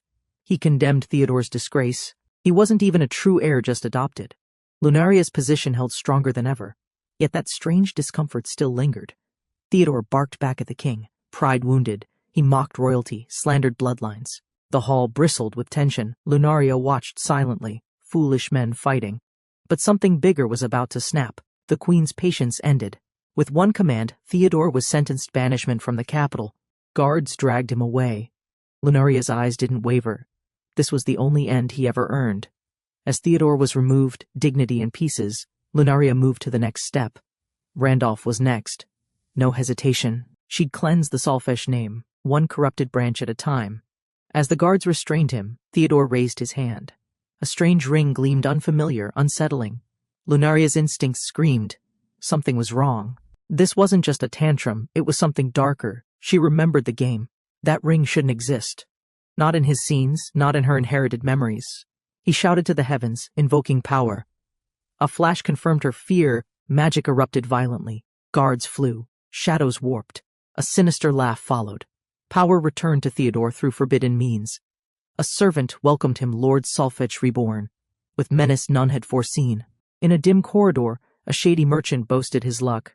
Behind his grin was greed, and in his pouch an item no honest trader should hold, the Ring of Heroes. He flaunted the ring's supposed origins used in battle, rare, powerful. His customer, curious and reckless, listened. What he offered wasn't self-defense, it was corruption disguised as opportunity. The ring's power surged, light exploded around him. Laughter echoed. The man who bought it didn't gain protection, he was consumed. Theodore had returned, overflowing with stolen strength and madness. Lunaria watched in disbelief. The ring's magic surged violently. Muscles swelled. Power distorted him. It wasn't heroic, it was grotesque. That wasn't strength. That was corruption in its purest form. The ground cracked under his feet. Theodore roared. Drunk on power. The man who once begged for control now claimed it by force, by magic, by abandoning what little pride remained. I am the Duke Solfesh, he screamed, monstrous and unrecognizable. But the crowd only saw madness. Lunaria whispered, hero? She knew better, he wasn't chosen. He was cursed by his greed. Lunaria stepped forward, taking charge. She assigned Mythos to guard the royals while preparing her magic. Determined and focused, she faced the corrupted figure that had once been her father. The monstrous man charged. His power was overwhelming, her barrier shattered instantly. Mythos pulled others to safety. Lunaria stood exposed, but her expression never faltered. She refused to back down. She baited him, forcing the fight away from the crowd. Every move was calculated. Despite his rage, she kept her composure. This was no longer a family conflict, it was war. Lunaria's strike landed cleanly. The corrupted duke staggered, surprised. Her magic had broken through, if only briefly. But his monstrous strength remained. He recovered, rage swelling. She braced herself again. She analyzed the ring's nature, recognizing it from the game's lore. A cursed artifact, mentioned only in passing. It had warped him beyond repair. She needed to end this fast. He charged, faster than expected. Her eyes widened. This was no ordinary enhancement, it pushed his body beyond reason. She moved to counter, but even she couldn't track every motion. Mythos moved to help, but Lunaria held the front. In the chaos, magic clashed and defenses broke. Pain surged through her arm, but she didn't step back, not yet. Theodore wept, blaming himself, but quickly turned again, shouting betrayal. Lunaria saw the truth clearly now. The ring had amplified his strength, but also his madness. He had become unstable. Despite his power, Lunaria advanced. Her skills, honed through will and wisdom, surpassed brute force. Her next move struck deep, not just against his body, but the delusion he clung to. Lunaria calculated his next move and struck with precision. Her magic surged as she closed the distance. This wasn't just retaliation, it was the final judgment she had long prepared for. The impact tore through his body, energy ruptured from within, dissolving strength and pride alike. His expression froze in disbelief. Her power overwhelmed him, ending the battle in a single moment. The blast consumed his body, the cursed strength collapsing under Lunaria's magic. She watched carefully, not flinching. The corrupted form screamed, unable to endure the fire now turning against him. Theodore's body convulsed, seared by his own stolen power. Lunaria advanced. Her expression was unwavering, the heat overwhelmed him. His transformation brought no advantage, only suffering under her relentless strategic assault. She observed calmly, prepared to end it. But his form resisted, flaring unexpectedly. Her eyes narrowed. The curse clung stubbornly. The battle wasn't over, yet he still had something left. A final burst erupted. Theodore's magic exploded outward, clearing the flames. Guards fell back. Lunaria shielded herself. It wasn't surrender. It was desperation, a last attempt to stay on his feet. Smoke cleared. He collapsed. Body twitching. Lunaria remained cautious. His magic had been drained completely, but the technique surprised her, reckless and powerful. It had delayed defeat but not escaped it. He gasped, barely upright. The ring's glow was gone. Its strength had been fully consumed. Lunaria stood firm, knowing the battle had finally ended, his power broken, and his pride gone. Guards arrived late but alert. Lunaria acted fast, framing the chaos precisely. She identified the threat, pointing to Theodore. His attack on the royal court left no room for defense. Theodore was swiftly restrained. Lunaria stood above him, calm and resolute. She questioned his actions coldly. Was it treason or stupidity? Regardless, his fate was now sealed in chains and shame. Panic took him. He begged for mercy, his pride shattered. Lunaria smiled, not with cruelty, but closure. His fall was complete. There was nothing left he could use against her. Lunaria made her parting declaration firm and final. She would protect the house, even if it meant never seeing him again. Her resolve stood where his influence had collapsed completely. Theodore pleaded, but she was unmoved. He had lost everything. His desperation only deepened her resolve. She dismissed him with dignity, closing a chapter she no longer needed to revisit. Guards escorted him away. He shouted, begged, resisted, but no one listened now. Lunaria gave her last glance. She turned her back, her future no longer tethered to his shadow. As he was dragged away, his mind fractured. He searched for Lunaria, but denial clouded reason. The woman before him felt like a stranger, unfamiliar, unrecognizable, out of reach. He shouted accusations. To him, she wasn't the daughter he remembered. Lunaria remained cold, her identity intact. His world collapsed, unable to accept the truth standing in front of him. Desperation took hold. He begged to know Lunaria's fate, blind to the answer. The woman he lost had never left, only grown beyond his control. His cries went unanswered. She watched his frantic questions without emotion. The ring had broken his mind. He was restrained, confused, pleading. Lunaria gave the order he would be examined, but not entertained. Even as he begged, her mind was distant. Memory stirred. The man before her wasn't the father from Lunaria's past. His performance came far too late to matter. She spoke her truth. Lunaria was gone. Betrayed, broken, discarded. The real girl had died alone. What remained was purpose carved from pain, shaped by the cruelty of their world. As guards led him away, her words echoed. He had killed Lunaria. Not with blades, but with silence, neglect, and pride. That truth broke him more than any sentence could. Mythos observed quietly. He recognized the pattern. Theodore's madness wasn't confusion, but cowardice. Once again, the man fled responsibility, hoping insanity might mask guilt. But this time, it didn't work. Lunaria walked forward, past the ruin, into her future. Mythos joined her, both relieved. The court was cleansed, the burden lifted. She no longer looked back. Only ahead. Mythos questioned her calmly. His words cut deeper than expected. He wasn't fooled by theatrics. The final words of a broken man still held weight. He demanded clarity, not comfort. She hesitated. His gaze was sharper than before. He asked again directly, who was she? Not in name, but in truth. His suspicions had grown, and she knew it. She deflected, but his challenge remained. If Lunaria truly died, then who stood before him now? She masked the answer, but deep down she feared he already knew too much. She stopped hiding. The truth was spoken. She wasn't Lunaria, Not truly. Her voice didn't shake. The time had come to acknowledge what he already suspected deep within. Mythos listened silently. She asked him to wait. The full truth, she promised, would come soon when every piece was in place. Until then, the curtain would remain partially drawn. As they walked away, the estate loomed ahead. Shadows lingered behind glass. What came next would decide everything. And at last, every actor would face the stage together. Lunaria reviewed documents in silence. Calm but resolute, she prepared for what came next. The final act hadn't begun yet, but the stage was nearly set for confrontation and clarity. Visitors were announced names of power and legacy. 3 houses, 3 future dukes. Their secret meeting would decide the future. Lunaria masked her thoughts. The others wouldn't arrive unsuspecting. Kyle questioned her intent. She offered only a smile. It was no ordinary meeting. Not for Lunaria. And at the Kurtz estate, anticipation stirred. They knew trouble would follow her.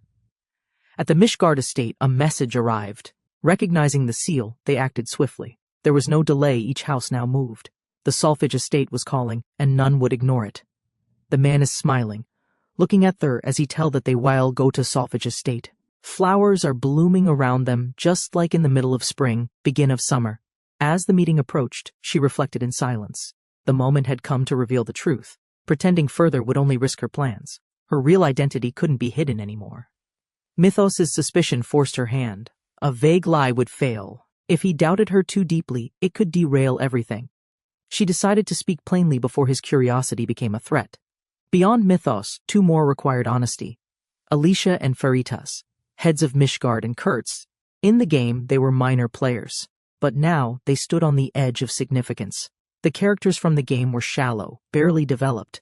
Lunaria remembered them only as background pieces. But now, each had become a real force, no longer villains, but unknown variables. She moved with purpose. The garden awaited. Her strategy was clear: bring them in, speak face to face. To control the future, she had to reshape their roles entirely. Alicia arrived first, smiling with charm. Polite, poised, and curious, she greeted Lunaria as an equal. But beneath her welcome, something unreadable lingered. The meeting had truly begun. Faritas arrived boldly, escorted and theatrical. He deflected with jokes, but Lunaria saw through it. His house's history with Mishgard was violent. His caution came cloaked in charm, not sincerity. Mythos joined the group, immediately drawing attention. Whispers circled around his rise to power. Alicia speculated aloud, but beneath the banter, everyone waited for the true reason they'd all been called. Speculation gave way to anticipation. Mythos dismissed rumors quickly. This wasn't about titles or guessing games. All eyes turned to Lunaria, because only she knew what came next. Lunaria welcomed the guests with calm authority. The 4 gathered: Mythos, Alicia, Faritas, and herself, each carrying their family's legacy. The time had come to turn former enemies into necessary allies. Each spoke with formality and expectation. Lunaria recalled their game counterparts, once labeled villains. But now, they were real people with conflicting goals, yet capable of trust. That gave her hope. With all parties seated, Mythos pushed forward. He knew the moment had arrived. Lunaria confirmed it. This wasn't just a meeting, it was the beginning of everything she had planned. Lunaria weighed her words. What truth could they handle? She began cautiously, addressing the message. Her identity was the key, one that would fracture expectations and alter their understanding forever. She declared it clearly: she wasn't Lunaria. The body was hers, but the soul was not. Confusion followed, but she stood firm. The truth had been spoken without disguise. Questions surged. Was it magic? Possession? Mythos believed her without hesitation. His certainty spread through the group. Doubts faded. Whoever she was now, she had earned their attention and respect. The others accepted her claim faster than expected. But new questions rose. Who was she really? Why reveal herself now? Her calm answer redirected their suspicion into uneasy curiosity. She declared her goal without hesitation: revenge. Not for herself, but for Lunaria. Her mission was justice for a stolen life. The name she carried was now her reason to fight. Silence followed. Shock settled in. The truth cut deeper than any lie. Lunaria had taken her life. Mythos demanded answers, eyes sharp. The room braced for the full story. The truth struck hard. They hadn't imagined Lunaria would end her life. Shock rippled across the group. Sympathy began to bloom toward the girl they never knew was quietly suffering. Mythos explained what her butler had once told him. Her family's cruelty had pushed her beyond her limit. Even Alicia, usually composed, broke into tears. The pain became real. Veritas grasped the implication. Her revenge included the crown prince. Lunaria, now head of a ducal house, had political weight. The line between justice and rebellion would blur quickly. Veritas warned her. If they sided with her openly, it could be mistaken for rebellion. The risk was real. She clarified her goal was revenge, nothing more, nothing less. They listened, but Veritas pressed further. He sensed she held something back. The others didn't doubt her truth, but questions remained. Who exactly was she, and how did this begin? They acknowledged her honesty about Lunaria, but her own origin was unclear, an outsider with borrowed memories and unknown intent, yet willing to take on enemies with no personal gain. Veritas noticed the way she spoke of Lunaria like a friend, not a stranger. The others sensed it too. There was something more she hadn't revealed, something deeply personal. Pressed by their questions, she admitted it. She never met Lunaria. Yet she knew her story intimately through repetition, emotion, and memory. It was a truth that defied their logic. She revealed the impossible. Lunaria's world had once been fiction, a story she had read again and again. And now, somehow, she lived inside that very story's reality. She explained further this world had been a game to her, a story. Characters she now met face to face once existed only on a screen. Their lives had been fiction. Veritas didn't laugh. He believed her. As a duke, he had access to classified data patterns, anomalies, unexplained forces. Her presence matched reports that whispered of an otherworldly event. Magic had twisted space itself. A scholar's theory pointed to something beyond their world, a force capable of rewriting rules. Her arrival, once unexplainable, now hinted at a greater, hidden truth. Veritas linked her story to a singularity. Lunaria's death had defied fate. What should have never occurred had now changed everything. A foreign will was shaping a world meant to follow rules. Mythos questioned her logic, but accepted the result. Their lives had meaning beyond scripted events. If fate could be rewritten, then their choices now mattered more than ever. Alicia smiled brightly, embracing the story. Maybe it was Lunaria's magic that brought her here. They no longer saw her as strange, just someone worth following, name and all. She confessed the truth. Watching Lunaria suffer in silence had always hurt. Now, with a second chance, she'd fight back for Lunaria's sake. Until revenge was done, she would be her. Mythos and Alicia accepted her resolve. Lunaria was gone, but this girl carried her will. Her presence wasn't coincidence, it was meaning. Her actions now carried weight beyond the story. Even if it wasn't part of the original script, her story had value. Though doubts remained, Veritas smiled.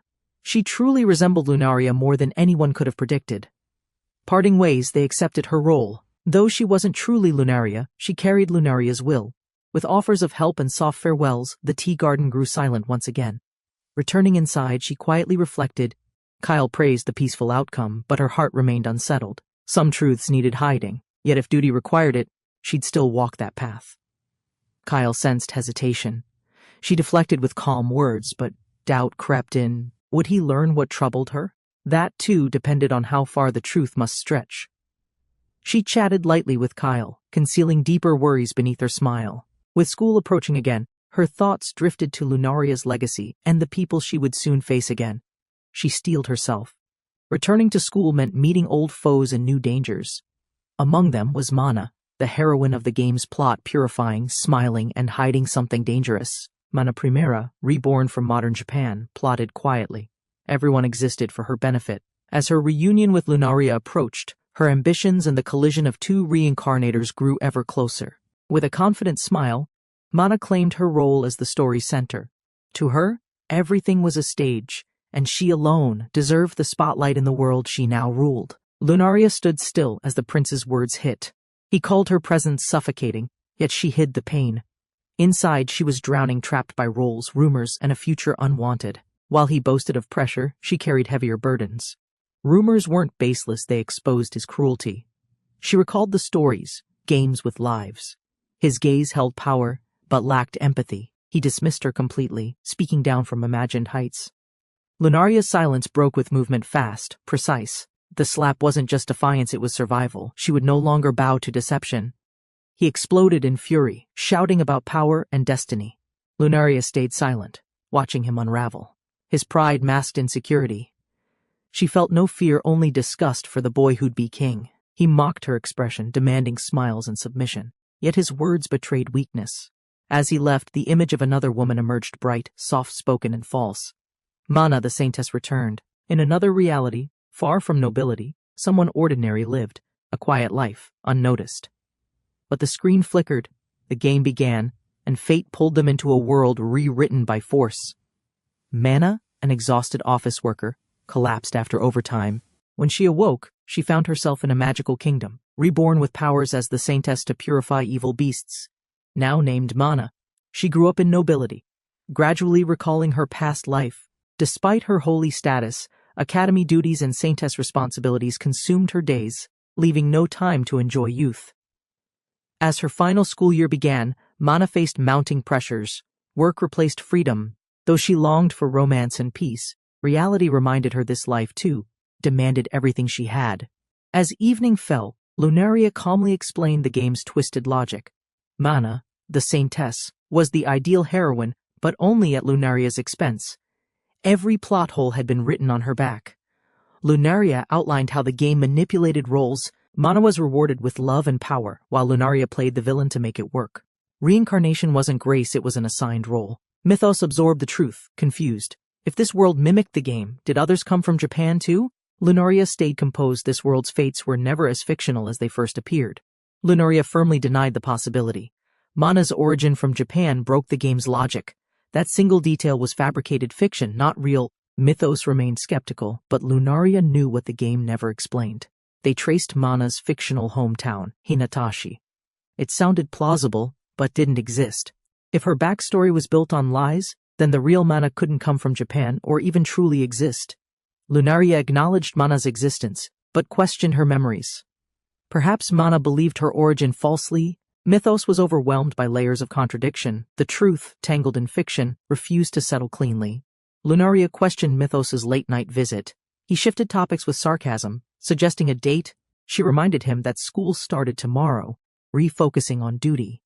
The night felt heavier with expectations. Mythos realized this was Lunaria's first time returning since inheriting her title. For her, it had only been half a year, but now, the stakes were far more dangerous. Lunaria dismissed the idea of needing protection. Mythos warned her this wasn't just school. Mana, the prince, and schemes awaited. Lunaria acknowledged the risk. She was prepared for them all. Dale von Ichthys, idolized by many, walked the academy halls with ease. Lunaria, watching from afar, recalled his charm veiled cruelty.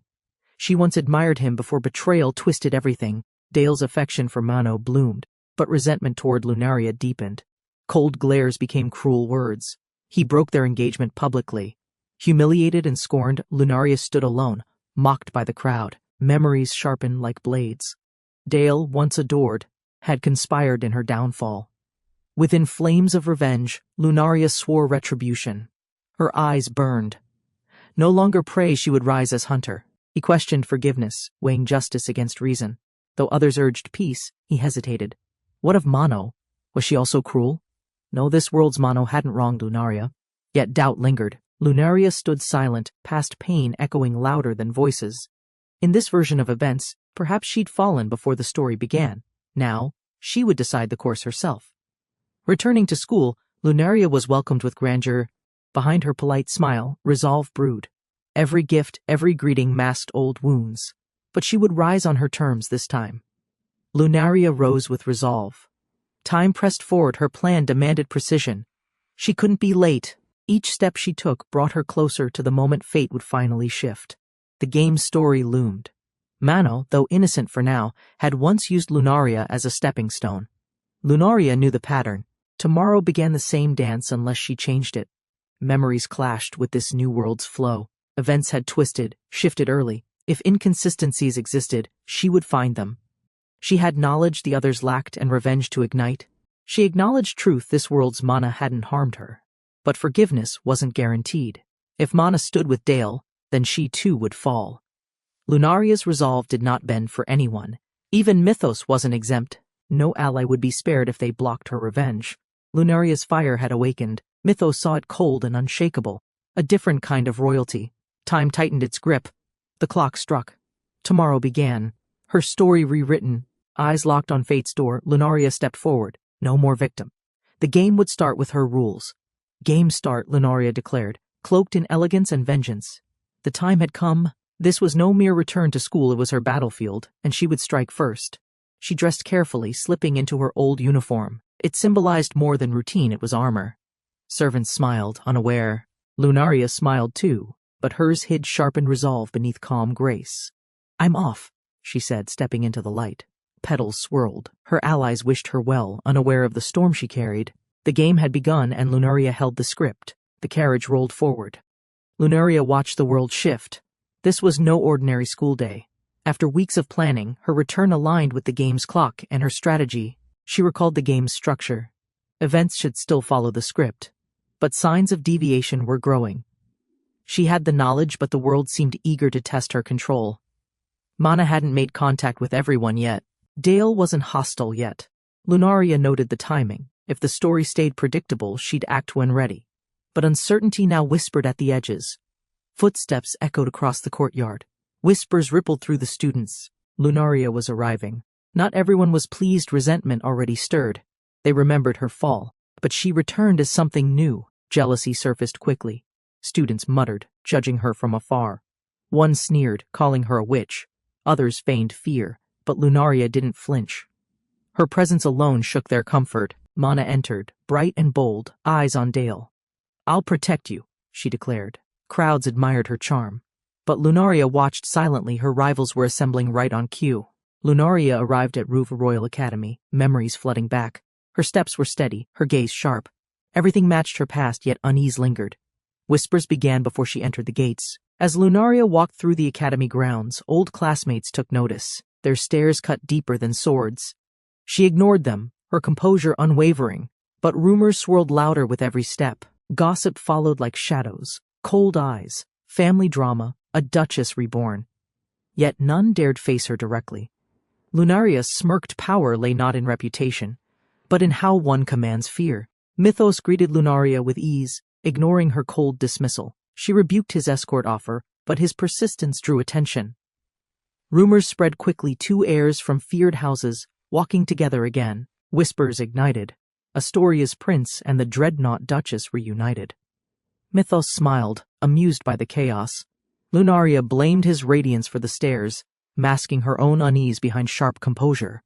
Charming as ever, Mythos deflected fanfare with a smile. Lunaria turned away, unimpressed. He offered help once more, lighthearted, sincere. She walked off, leaving him behind. Unsure if she meant farewell, Lunaria sensed a disturbance. Her instincts sharpened. A crystal shard caught her eye, unfamiliar. Then, a group blocked her path. One smirked. Surprised? Her return wasn't as quiet as hoped. Prince Dale emerged, mocking her. "Dropped out, did you?" His voice was sweet, but his smile cut deep. Lunaria forced composure. This wasn't part of the plot, she knew. Lunaria calculated silently. Events had diverged. The prince's confrontation was too early, too direct. This wasn't Mana's story anymore. Lunaria realized she was writing a new chapter beyond any script. Crown Prince Dale sneered, his tone sharp. "Do you think you're a queen?" Accusations flew. Lunaria's blood chilled, but her eyes glinted. The pressure returned. A choice was about to begin. Suddenly, a strange sensation gripped Lunaria. Her vision blurred as ethereal text floated midair. "The Crown Prince seems to be offended." Her heart pounded. She remembered this. It was happening again. Two options appeared, apologize or ignore. Time slowed. Lunaria questioned everything. Who controlled these choices? Could she resist them? Could she change her fate? Her answer, whatever it was, would shift everything. Lunaria restrained herself as the prince's provocation escalated. Internally, she measured risk against power. Her instincts screamed to retaliate, but she knew reckless action in an unknown world would cost dearly. She infused magic into her strike and moved to attack, but reality twisted. Time rewound itself. Her body returned to stillness. The blow never landed. Something greater had intervened. Lunaria's thoughts raced. The world had a hidden mechanism. Choices sealed fate. Breaking the expected flow triggered time manipulation. Her actions were being watched, contained. Rebellion came with unseen consequences. Faced with false options, Lunaria chose the one that wouldn't disrupt the system. Her hand trembled with contained power, but she yielded temporarily. The crowd watched, eager for her reaction. She stepped back in silence. The tension fractured. Her figure turned, winds catching her hair. Students murmured behind her, but Lunaria moved ahead, neither surrendering nor retaliating. Her restraint spoke volumes. Though pressed, Lunaria kept her composure. She denied the prince the confrontation he desired. Her refusal was calm, calculated. The onlookers froze, unsettled by strength shown not in action but control. Outrage erupted among the prince's allies, accusing Lunaria of disrespect. She remained unshaken, her expression unreadable. Their titles meant nothing here. Power was earned, not inherited. She was done playing noble games. Lunaria reminded them of the Academy's true creed: equality regardless of birth. Her words stunned them, revealing knowledge deeper than appearance. What they mocked, she mastered. Her confidence silenced their protests. Her gaze met the prince's, unwavering. She challenged the engagement's validity, exposing its hollow roots. If respect must be earned, then so must the right to stand in her path. Lunaria turned away, her words echoing like thunder. The tension shattered the atmosphere until a presence stirred the air. A voice she recognized deep in her bones interrupted the silence. From behind blooming lilies, Mana appeared confident, confrontational. Lunaria froze. The line, the tone, it all clicked. The story had derailed. This meeting wasn't supposed to happen yet. Not like this. Confusion unraveled within Lunaria. Their scripted paths had split. This wasn't the hallway encounter she remembered. Mana's title was missing, her tone too early. The plot had shifted completely. Mana stepped forward, theatrics in full display. She projected defiance, masking calculation behind feigned courage. The crowd admired her boldness, but Lunaria saw clearly it was a performance, not sincerity. Mana used Lunaria as contrast to shine brighter. Though a commoner among nobles, her image as a saint spread. Lunaria realized Mana wasn't afraid. She was using the tension deliberately. Lunaria's past absence and lingering rumors left her exposed. Despite no scandal occurring yet, prejudice persisted. The Academy's judgment hadn't changed. She remained the feared outsider, even before taking a step. With Mana present, the tide favored Dale's group. Even if the plot diverged, the roles stayed the same: Lunaria the villain, Mana the idol. Lunaria realized any retaliation would only backfire. Shifting tactics, Lunaria feigned humility. Her voice softened, posture lowered. She played their game, twisting expectations. The audience doubted their assumptions. A villain wouldn't bow. Her performance cracked their scripted beliefs. Whispers spread. Lunaria's composure disarmed even critics. Her mock humility stung with irony. Behind her smile, calculation pulsed. This wasn't surrender, it was strategy. And now, the pieces had started moving. As their hands met, a shift occurred. Mana recoiled dramatically, drawing startled eyes. Her distress snowballed, and Lunaria stood frozen, watching the trap unfold with painful clarity. Mana's panic escalated, her trembling voice feeding into the scene. Whispers rippled through the crowd. Lunaria realized she wasn't just being framed. Mana had planted fear with practiced precision. The final blow landed an accusation. Mana spoke of a magical outburst, reigniting old rumors. Lunaria stayed composed, but inside she knew her enemies had chosen the battlefield well. Lunaria's eyes widened, the trap springing fully into place. Around her, murmurs grew louder, accusations twisting into certainty. The label dangerous resurfaced, and Mana's silence only deepened the crowd's suspicion. But Lunaria countered with poise. She dismantled the rumor, calmly questioning its origin. Her words exposed inconsistencies. Though the damage lingered, doubt now shadowed Mana's performance. The crowd dispersed for class, the moment diffused. Lunaria bowed out, composed yet calculating. The first strike had landed, but she endured. The game had begun, and she would play smart. The crowd dispersed, but Lunaria's thoughts spiraled. Her chest tightened, something wasn't right. Mana's reaction, too perfect. Lunaria couldn't shake the sense that a deeper truth was hiding in plain sight. She retraced the sequence. In this world, she had died before the magical outburst. No one should know, yet Mana hinted at it. There was only one logical explanation. Lunaria's eyes sharpened. The truth hit like a blade. Mana wasn't just a character. She was a player. Another soul from beyond, just like Lunaria. The real game had begun. Mana Primera calmly answered the professor's question, her knowledge flawless. Others watched, impressed. Her reputation grew, though whispers hinted at deeper truths.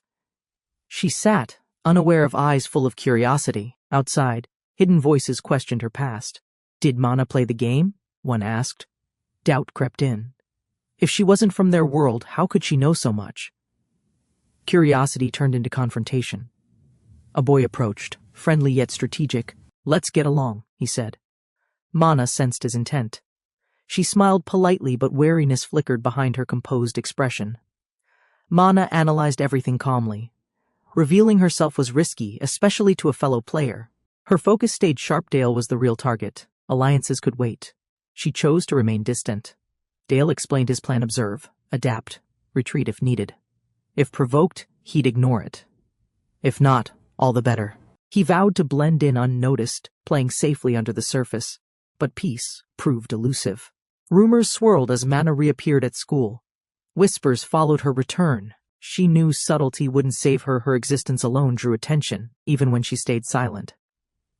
3 days back at school, and Dale remained elusive. Lunaria knew rushing would backfire.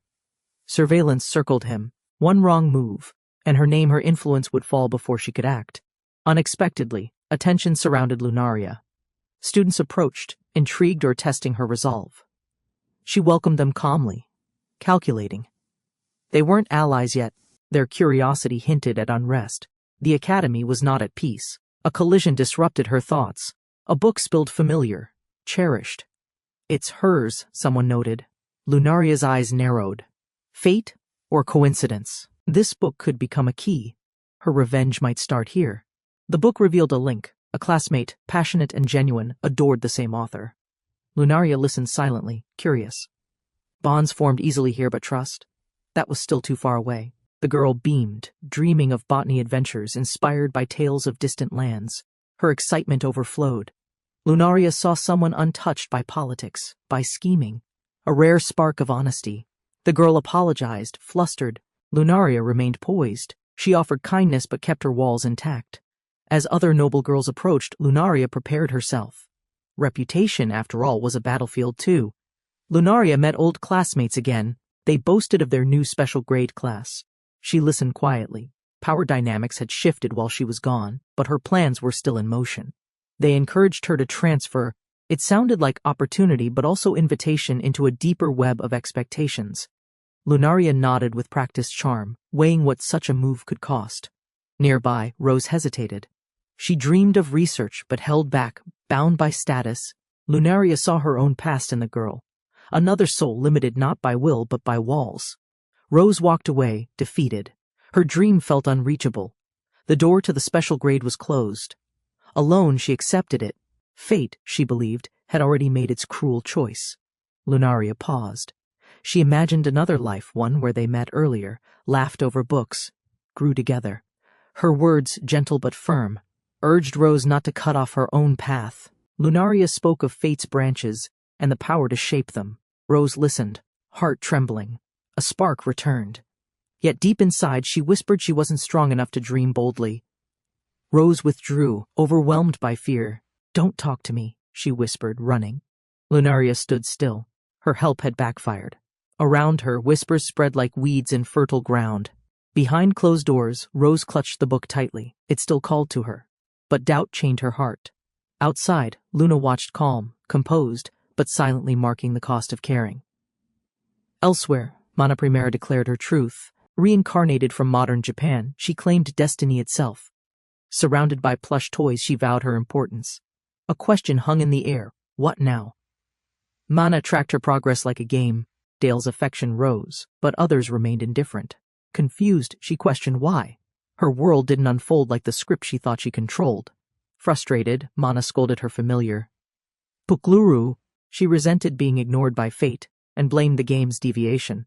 Her delusion deepened, unable to see why no one saw her as special. Anger flared. Mana struck out at Pukluru, claiming punishment was necessary. Her rage masked insecurity. Power unchecked turned cruel. In her eyes, obedience mattered more than care or consequence. Mana brooded alone. The game stalled, and no one gave her an opening. Boredom set in, but her ambition burned. If no opportunity came, she would force one herself. At lunch, Mana stirred gossip. Lunaria's meals sparked jealousy. Small seeds of resentment took root. Mana smiled sweetly, but her words were daggers testing the edges of Lunaria's calm reputation. 2 months passed, still no chance to move against Dale. Lunaria grew stronger, her magical prowess unmatched. Mana seethed. Surrounded by knights and nobles, striking now would be reckless. Lunaria reflected on the game's plot. In Tenkago 5 she was cast as the villain, but now her awareness let her dodge traps none dared challenge her since her return. As students chatted casually, a sudden outburst shattered the calm. A noble boy stormed in, accusing Lunaria loudly. Tension gripped the room. All eyes turned toward her, expecting a reaction. He slammed ruined textbooks on the table, demanding justice. "Lunaria il van solfège," he roared. Calm but alert, Lunaria faced him, yet behind her cool gaze, calculation was already at work. The crowd gasped. Accusations flew. Lunaria calmly denied the charge. Supporters defended her, but her accuser pushed harder, dragging in false witnesses. A staged drama unfolded with Lunaria at its center. He shouted for punishment, demanded apology. Lunaria stood poised, her silence sharp. Rage masked his weakness. His cries echoed across the hall. Eyes widened. The courtroom of peers had formed. The chapter closed with silence and seething. Lunaria lowered her gaze, then raised it cold, piercing, resolved. Her enemies smirked, but her vengeance stirred again, deeper, darker than before. Lunaria faced them directly. Calm and composed, she denied the accusation with logic. Why destroy the books? It held no benefit. The crowd wavered, her confidence shifting the room's mood.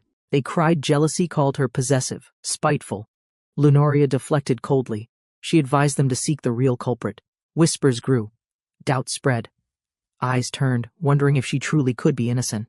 Lunaria confirmed it. Yes, the testimonies were lies. Her eyes held steel. She saw through it. The threats, the coercion. Dale's cronies manipulated weaker students, turning nobles against commoners. Lunaria saw the scheme clearly. Now Mana was behind it all, manipulating Dale's lackeys, twisting the narrative. Lunaria's mind raced. This wasn't just harassment, it was a move in a deeper game. She spoke sharply, casting doubt on the accuser's honesty without direct blame. Were they mistaken or coerced? Her words stirred unease, eyes shifted. Mana's performance had not gone unnoticed. Outrage erupted. Accusations flew, but Lunaria stayed measured. She knew they were playing dirty. Calmly, she weighed her next move. She needed to shift the mood, fast. Before the crowd tipped, a new voice cut through the tension. Saint Sama herself. She intervened, claiming fault. The room hushed. Lunaria watched carefully. This wasn't sincerity, it was strategy, veiled beneath a fragile smile. Saint Sama's self-blame redirected the narrative. Lunaria recognized the tactic. It mirrored her own from before. The audience leaned in, hearts softening. Lunaria frowned. Mana had shifted the mood and the power. Mana cried softly, crafting a tale of misunderstanding. Her timing perfect, her words rehearsed. Sympathy bloomed around her. Lunaria realized the risk. Mana now had the stage. And the crowd. Mana insisted she had no interest in Dale. Her voice trembled with feigned humility. The crowd leaned in, absorbing every word. Lunaria stayed still, eyes narrowing, sensing the setup deepen. Mana dramatized her pain. "He sees me as a sister," she said. Then, dramatically, "I forgive you, Lunaria-san." Applause followed. Sympathy swelled. The crowd adored the graceful saint. The room erupted in praise. Whispers called her divine. But Lunaria caught one slip. Mana said this morning. A timeline inconsistency. Her eyes sharpened. Finally, an opening had revealed itself. Lunaria calmly exposed a contradiction in Mana's story. The timeline of the textbook incident didn't align with what Mana claimed. Doubt rippled through the room. Mana's grip on the crowd faltered. Mana's defenders struggled to maintain the narrative. Lunaria's subtle logic turned the crowd's perception. Her poised demeanor framed the others as confused, not malicious, dismantling their accusations without hostility. A new arrival entered, disrupting the rising tension. Lunaria's eyes fixed on her, recognizing the moment's significance. The final piece to unravel Mana's lie had arrived, perfectly timed. Rose arrived breathless, drawing immediate attention. Nervous but determined, she carried her textbook's proof she'd been in class, not involved in the incident. Her entrance disrupted the fragile balance of suspicion. Rose beamed with pride, revealing her recent success, entry into the special grade class. Her innocent joy clashed with the tension. The accusers, thrown off, began to unravel under scrutiny. Lunaria stayed composed, letting the truth unfold naturally. Saint Sama realized the implication. Rose's status confirmed Lunaria's credibility. The accuser, cornered and agitated, flailed for relevance. But the room had already shifted. Lunaria outlined her alibi, clearly her special grade class schedule, placed her in session when the incident supposedly occurred. Her logic was airtight, reinforced by teacher testimony and class structure. The accuser faltered, visibly shaken. Lunaria's timetable aligned perfectly. With witnesses and evidence supporting her innocence, the accusation unraveled further. Every claim now contradicted the reality of her presence. Lunaria pressed the point. If her schedule was airtight and her whereabouts accounted for, could she truly be guilty? The room fell quiet. Doubt turned into disbelief toward her accusers. With no argument left, Lunaria's accuser backed down. He admitted fault, claiming he had simply followed others' opinions. The tension faded, but Lunaria sensed the matter wasn't truly over yet. As others moved to leave, Lunaria remained sharp. She questioned the abrupt ending. The real culprit hadn't been found. Her instincts warned her this incident had deeper roots. Despite dismissal, Lunaria proposed an idea: magic could still linger on the destroyed item. While others scoffed, she suggested expert analysis. Her calm logic hinted this was far from resolved. Rose stepped forward, proposing a method to reveal the truth using magical detection. Her knowledge surprised the room. Though hesitant, she referenced a solution from her studies, hoping to contribute. Dismissive voices rose immediately, belittling her as a commoner. But Lunaria's piercing gaze silenced them. Her challenge was clear. Were they against justice, or simply afraid of what it might uncover? The tension escalated. Some pushed to end the matter quietly, invoking the saint's status as a reason. But Lunaria knew it wasn't over. Too many deflections pointed toward deeper guilt. Surprisingly, Saint Sama agreed to proceed with the appraisal. Her approval stunned the room. Lunaria narrowed her eyes. This wasn't grace. It was strategy. The saint had something to gain or hide. Lunaria pieced it together. The sabotage plot was likely orchestrated by Mana, with Robru as the fall guy. The others had been kept in the dark to limit exposure. Panic crept in.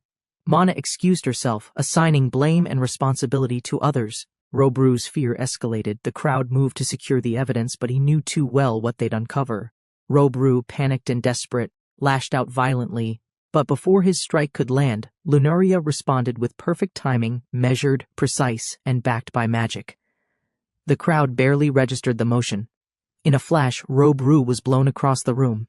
Lunaria's magical counter had landed flawlessly. Observers were stunned. None saw her cast it. She stood calm, calling it self-defense. Explaining methodically, Lunaria clarified her move. He wouldn't suffer long, but the punishment was necessary. Guards closed in. She turned away, cool and controlled, reasserting her authority before leaving the hall. The tension had lifted. Students reflected on the lunch incident, whispering in awe about Lunaria's strength. At the table, gratitude flowed. Rose thanked her peers for their quiet support. Rose's bravery was praised, but she deflected credit. She explained how Lunaria helped her gain admission, secure a scholarship, and even win over her reluctant family. Her admiration was sincere.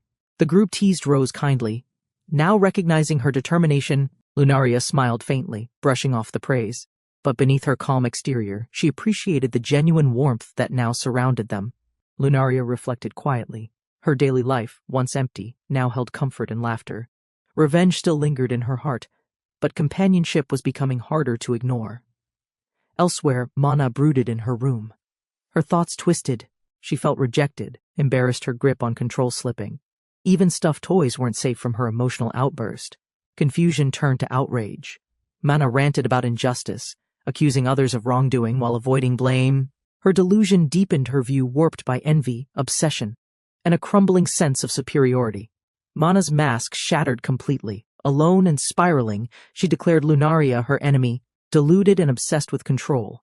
She vowed to reset the world, to force the story back to her script. Mana basked in admiration. Students clung to her presence, calling her radiant and pure. Behind her smile, she absorbed their praise, every word fueling her belief in her rightful status. Among the crowd, one girl stood silently, her gaze fixed on Mana, heart stirring. Mana was her light, untouchable, divine. No one else mattered. She swore quiet loyalty with each breath. Obsession rooted deep, she watched from shadows, swearing to protect Mana from all harm. Mana's joy was hers, her pain shared. Should anyone cause her sorrow, they would face her wrath. Dale insisted he would keep a low profile, but his actions said otherwise. His encounter with Lunaria hinted at conflict. She challenged his words, calmly pointing out his contradictions. Lunaria clarified she used magic only on herself. The topic shifted to Robru. Dale learned he'd been expelled.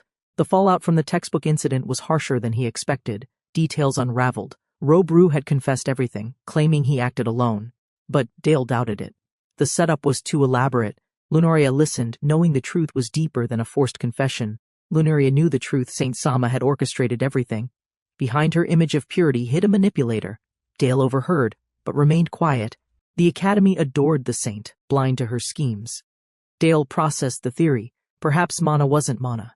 If she was a player like him, then the original soul was gone. The spark inside her was something else entirely. Lunaria pondered her next step. Dale probed, curious. But she held her thoughts close. Her resolve burned quietly. Revenge wasn't over. Not yet. And not while the embers still glowed. Lunaria claimed she had no plan, but Dale didn't believe it. Her composure was calculated. As he walked away, she stood quietly, her mind weighed down by heavier thoughts. Her goal was the crown prince. But Mana's interference complicated things. Lunaria resolved to stay low, avoid direct clashes for now.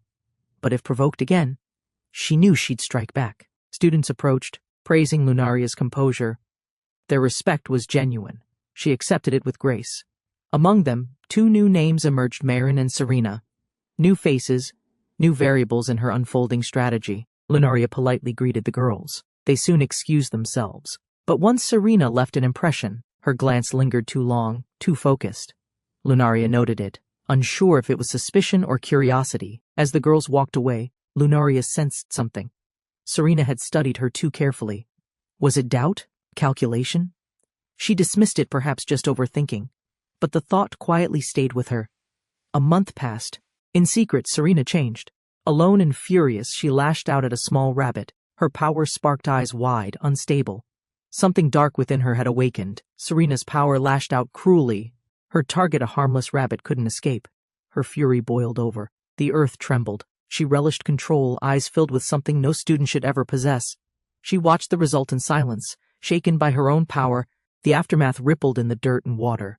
Alone, she gasped, half horrified, half thrilled at what she'd done. Elsewhere, Lunaria observed calmly. Mana hadn't acted in a month. Had she given up? Doubt lingered. As others spoke casually, Lunaria remained sharp. Her enemy's silence felt too carefully staged. Morning duty began as usual. Students exchanged greetings. Light conversation flowed, but beneath it all, Lunaria stayed alert. Calm faces and friendly tones often hid deeper games. A playful moment caught Rose off guard. A classmate deduced her breakfast from tomato stains. Laughter followed, and for once, tension faded into something that felt genuinely normal. As everyone chatted, Lunaria stayed quiet, observing. Even innocent chatter could reveal hidden truths. New faces, small slips, she registered it all, because danger often smiled before it struck. Whispers spread as Lunaria entered. Students stiffened, glancing nervously. She sensed something had happened, something they thought involved her. Calmly, she asked for answers, her presence cutting through the tension. Questions circled. Had something gone wrong? Was it connected to her? Her eyes narrowed. The silence from the others didn't help. She braced for an answer she might not like. The truth surfaced: a school-raised lamp rabbit had been found lifeless. Students gathered around the scene. A still form lay by the water. An ominous weight fell over the academy. The students explained the rabbit's purpose. They were part of a magical biology class. Lunaria listened carefully, noting their unique traits. The rabbit, Rurui, had been special now she was gone. The flame rabbits were magical, but harmless. Their fire was weak, more for display than defense. Lunaria recalled tales from her youth. Still, something didn't sit right about this incident. They were weak to water. Yet only Rurui was soaked, none of the others. There had been no leaks, no signs of struggle. Lunaria realized this was no accident. The students confirmed it. Rurui had been drenched intentionally. Healing efforts failed. Her life force waned. Someone had acted with precision. Lunaria observed silently, knowing this wasn't random cruelty. Lunaria questioned the growing suspicion. Why her? She'd only just arrived. The accusation was clear but vague. The tension sharpened. No evidence, only shadows and a girl's bold words. Serena stepped forward, claiming she saw Lunaria earlier running from the scene. Gasps echoed. Eyes turned. The claim hung heavy. For Lunaria, the true challenge had just begun. Lunaria recognized the girl Serena. She had sensed something odd about her before. Now, Serena stood at the center of an accusation, claiming to have seen what never happened.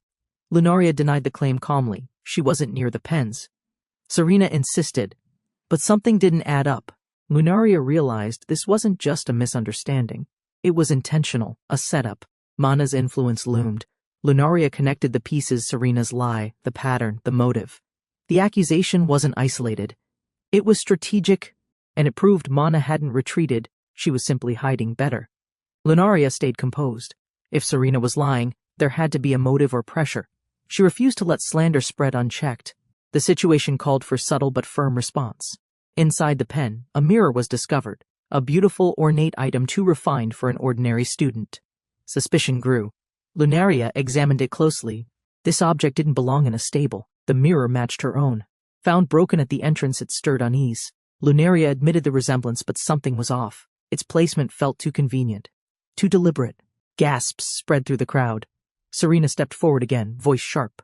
She accused Lunaria of lying, of being at the pen despite earlier denial. All eyes turned. Tension thickened. Serena's voice grew louder. Her words twisted into certainty. She demanded answers, pressing Lunaria to confess. But Lunaria stared her down, unreadable. The accusation was bold, almost too bold. Serena pushed harder, suggesting it'd be better if Lunaria admitted guilt. But Lunaria remained composed, eyes locked. Behind that calm, strategy stirred. This wasn't justice. It was an ambush. Mana appeared, radiant and graceful. Her words dripped with warmth, directed at Serena. To Serena, it felt like a dream recognition from the divine. Her heart trembled with wonder. Serena stood frozen, unable to grasp how Mana knew her. But Mana spoke gently, referencing letters. Serena's admiration swelled. This moment felt like a miracle she never thought possible. Mana leaned closer, speaking softly. Her warmth made Serena feel special, chosen. Then, behind her smile, a shadow flickered. Mana revealed a darker truth one Serena believed was meant for her alone. Mana softly apologized for comparing Serena to Lunaria, but her words poisoned Serena's thoughts. Hearing that Lunaria spoke ill of Mana broke something inside her. Anger rooted itself deeply. Mana played the victim, thanking Serena for her loyalty. Serena trembled with resolve. They had to fight back. When asked how, Mana hesitated, planting the idea but withholding the method. Serena demanded answers. Her voice cracked with desperation. Mana smiled, drawing her close. She whispered a plan meant only for Serena, and so a dangerous secret was born. Serena recalled Mana's words, if anyone hurt her, Serena must act. That promise consumed her now. Surrounded by classmates, she walked toward Lunaria, ready to accuse, ready to obey. With the rabbit's body nearby, Serena repeated her accusation. Lunaria must confess. Her voice was calm, rehearsed. Lunaria stared back, unreadable. The air tightened. Judgment loomed between them. Chaos stirred. Teachers barked orders as students crowded the area. Assembly neared, but tension froze time. In the middle of it all, the rabbit's body still lay unjustly tied to Lunaria. Serena insisted the matter needed resolution. The abused rabbit had disturbed everyone. As murmurs grew, a veteran teacher appeared, Riburui-sensei. Her calm authority immediately shifted the mood. The teachers argued. Riburui-sensei stood firm, silencing objections. The crowd's unrest was undeniable. She pushed for a solution. Even the headmaster's absence didn't faze her. Respect for her spread quickly. Lunaria, unmoved, agreed to speak elsewhere. She had nothing to hide. The students watched, uncertain. Some were impressed, others cautious. Whatever came next, she would face it head-on. Lunaria confirmed the mirror was hers but denied placing it. Calmly, she suggested theft. Her words stirred doubt. The crowd leaned in. If someone had stolen it, who and why? She explained she never carried the mirror on her. Someone must have taken it from her bag. The timing aligned. Serena's face stiffened. The tension twisted again. Serena snapped, accusing Lunaria of calling her a thief. Her composure cracked. Lunaria stayed still, reading the shift.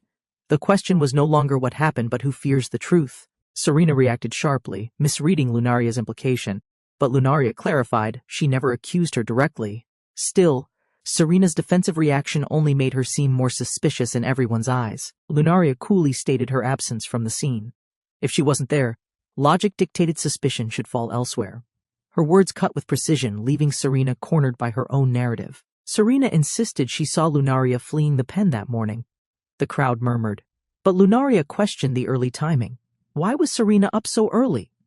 Her story wavered. Pressed for proof, Lunaria had none. Serena insisted Lunaria's mirror confirmed her guilt.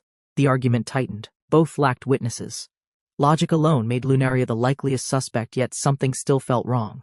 Lunaria conceded the setup looked damning. Her mirror, the rabbit, Serena's claim. but her calm never broke. Then, a sudden realization flickered in her eyes. Something had shifted. Lunaria turned sharply, her gaze locked onto something or someone just outside the pen. Serena watched, unsettled. The crowd held its breath. A new thread had just begun to unravel. Lunaria calmly questioned Serena, pressing her to recall if she carried anything suspicious. The crowd remained tense. No bucket was seen, no clear evidence, yet suspicion lingered around her presence. With logic, Lunaria dismantled the claim. If no bucket existed, how could she have soaked the rabbit? Magic, she proposed. Only magic could explain the wet rabbit without a container. She explained. A water-based spell would have left magical residue. Therefore, the real culprit wasn't just careless, they were magical. Now, all eyes turned, not to her but toward those who hid. Serena insisted it wasn't impossible. Lunaria questioned her reasoning. Serena recalled the cafeteria incident, students gossiping about magic traces and countermeasures. The academy had learned how to hide evidence, making truth harder to prove. Serena pointed out that even Rubarui-sensei should know about temporary concealment spells. Lunaria listened as the theory spread: if a spell left no trace, guilt couldn't be confirmed. The crowd murmured, doubt returning again. Lunaria acknowledged their logic, but calmly stated it did nothing to prove her innocence. She understood the weight of suspicion, yet her gaze stayed firm. The burden of truth remained unresolved. Lunaria accused Serena of using a trace-erasing potion. Serena smiled, hiding behind feigned innocence. The investigation reset. All leads were nullified. Suspicion lingered, but solid proof had vanished without a trace. The school atmosphere shifted again. Lunaria, reflecting in silence, realized the entire setup had been orchestrated. This wasn't Serena's scheme, it reeked of larger manipulation. Mana's influence was clearly behind the scenes. Students whispered as Mana arrived dramatically, feigning concern. Lunaria watched carefully. The show had started again, but this time, she was prepared. The audience asked questions. Is it really true? Mana arrived dramatically, claiming ignorance. Her concern for Ruru drew attention. Lunaria watched, skeptical. Ruru's condition was critical, and healing had failed. Mana offered her saintly power. Her true motive, now suspected, Lunaria saw through the act. Mana's goal wasn't saving Ruru, it was performance. Teachers warned there was no magic to restore life. But Mana countered, rallying belief and the crowd's emotion. Mana asked everyone to pray. Students followed, charmed. Lunaria reflected coldly, this world treats Mana like a destined heroine. Miracles, tears, and innocence were her weapons. And this was just beginning. Mana unleashed her power in a blinding display. Light surrounded her as students watched, captivated. Her act was complete, dramatic, timed, and precise. Lunaria stood back, reading Mana's every move silently. Gasps echoed as the rabbit stirred. The once lifeless creature blinked. Students leaned closer. Mana cradled it, basking in the attention. Whispers turned to cheers, her miracle now public proof of sainthood. The crowd rejoiced. Even the teacher, skeptical before, muttered in surprise. Mana smiled sweetly, holding the rabbit. Lunaria, unfazed, knew it was no miracle, only manipulation cloaked in well-played timing. Applause faded as Ruru stirred in Mana's arms. The crowd praised her. Tears welled up. Lunaria remained still. The performance had worked emotion, now blurred reason for those watching. Serena stepped forward, accusing again.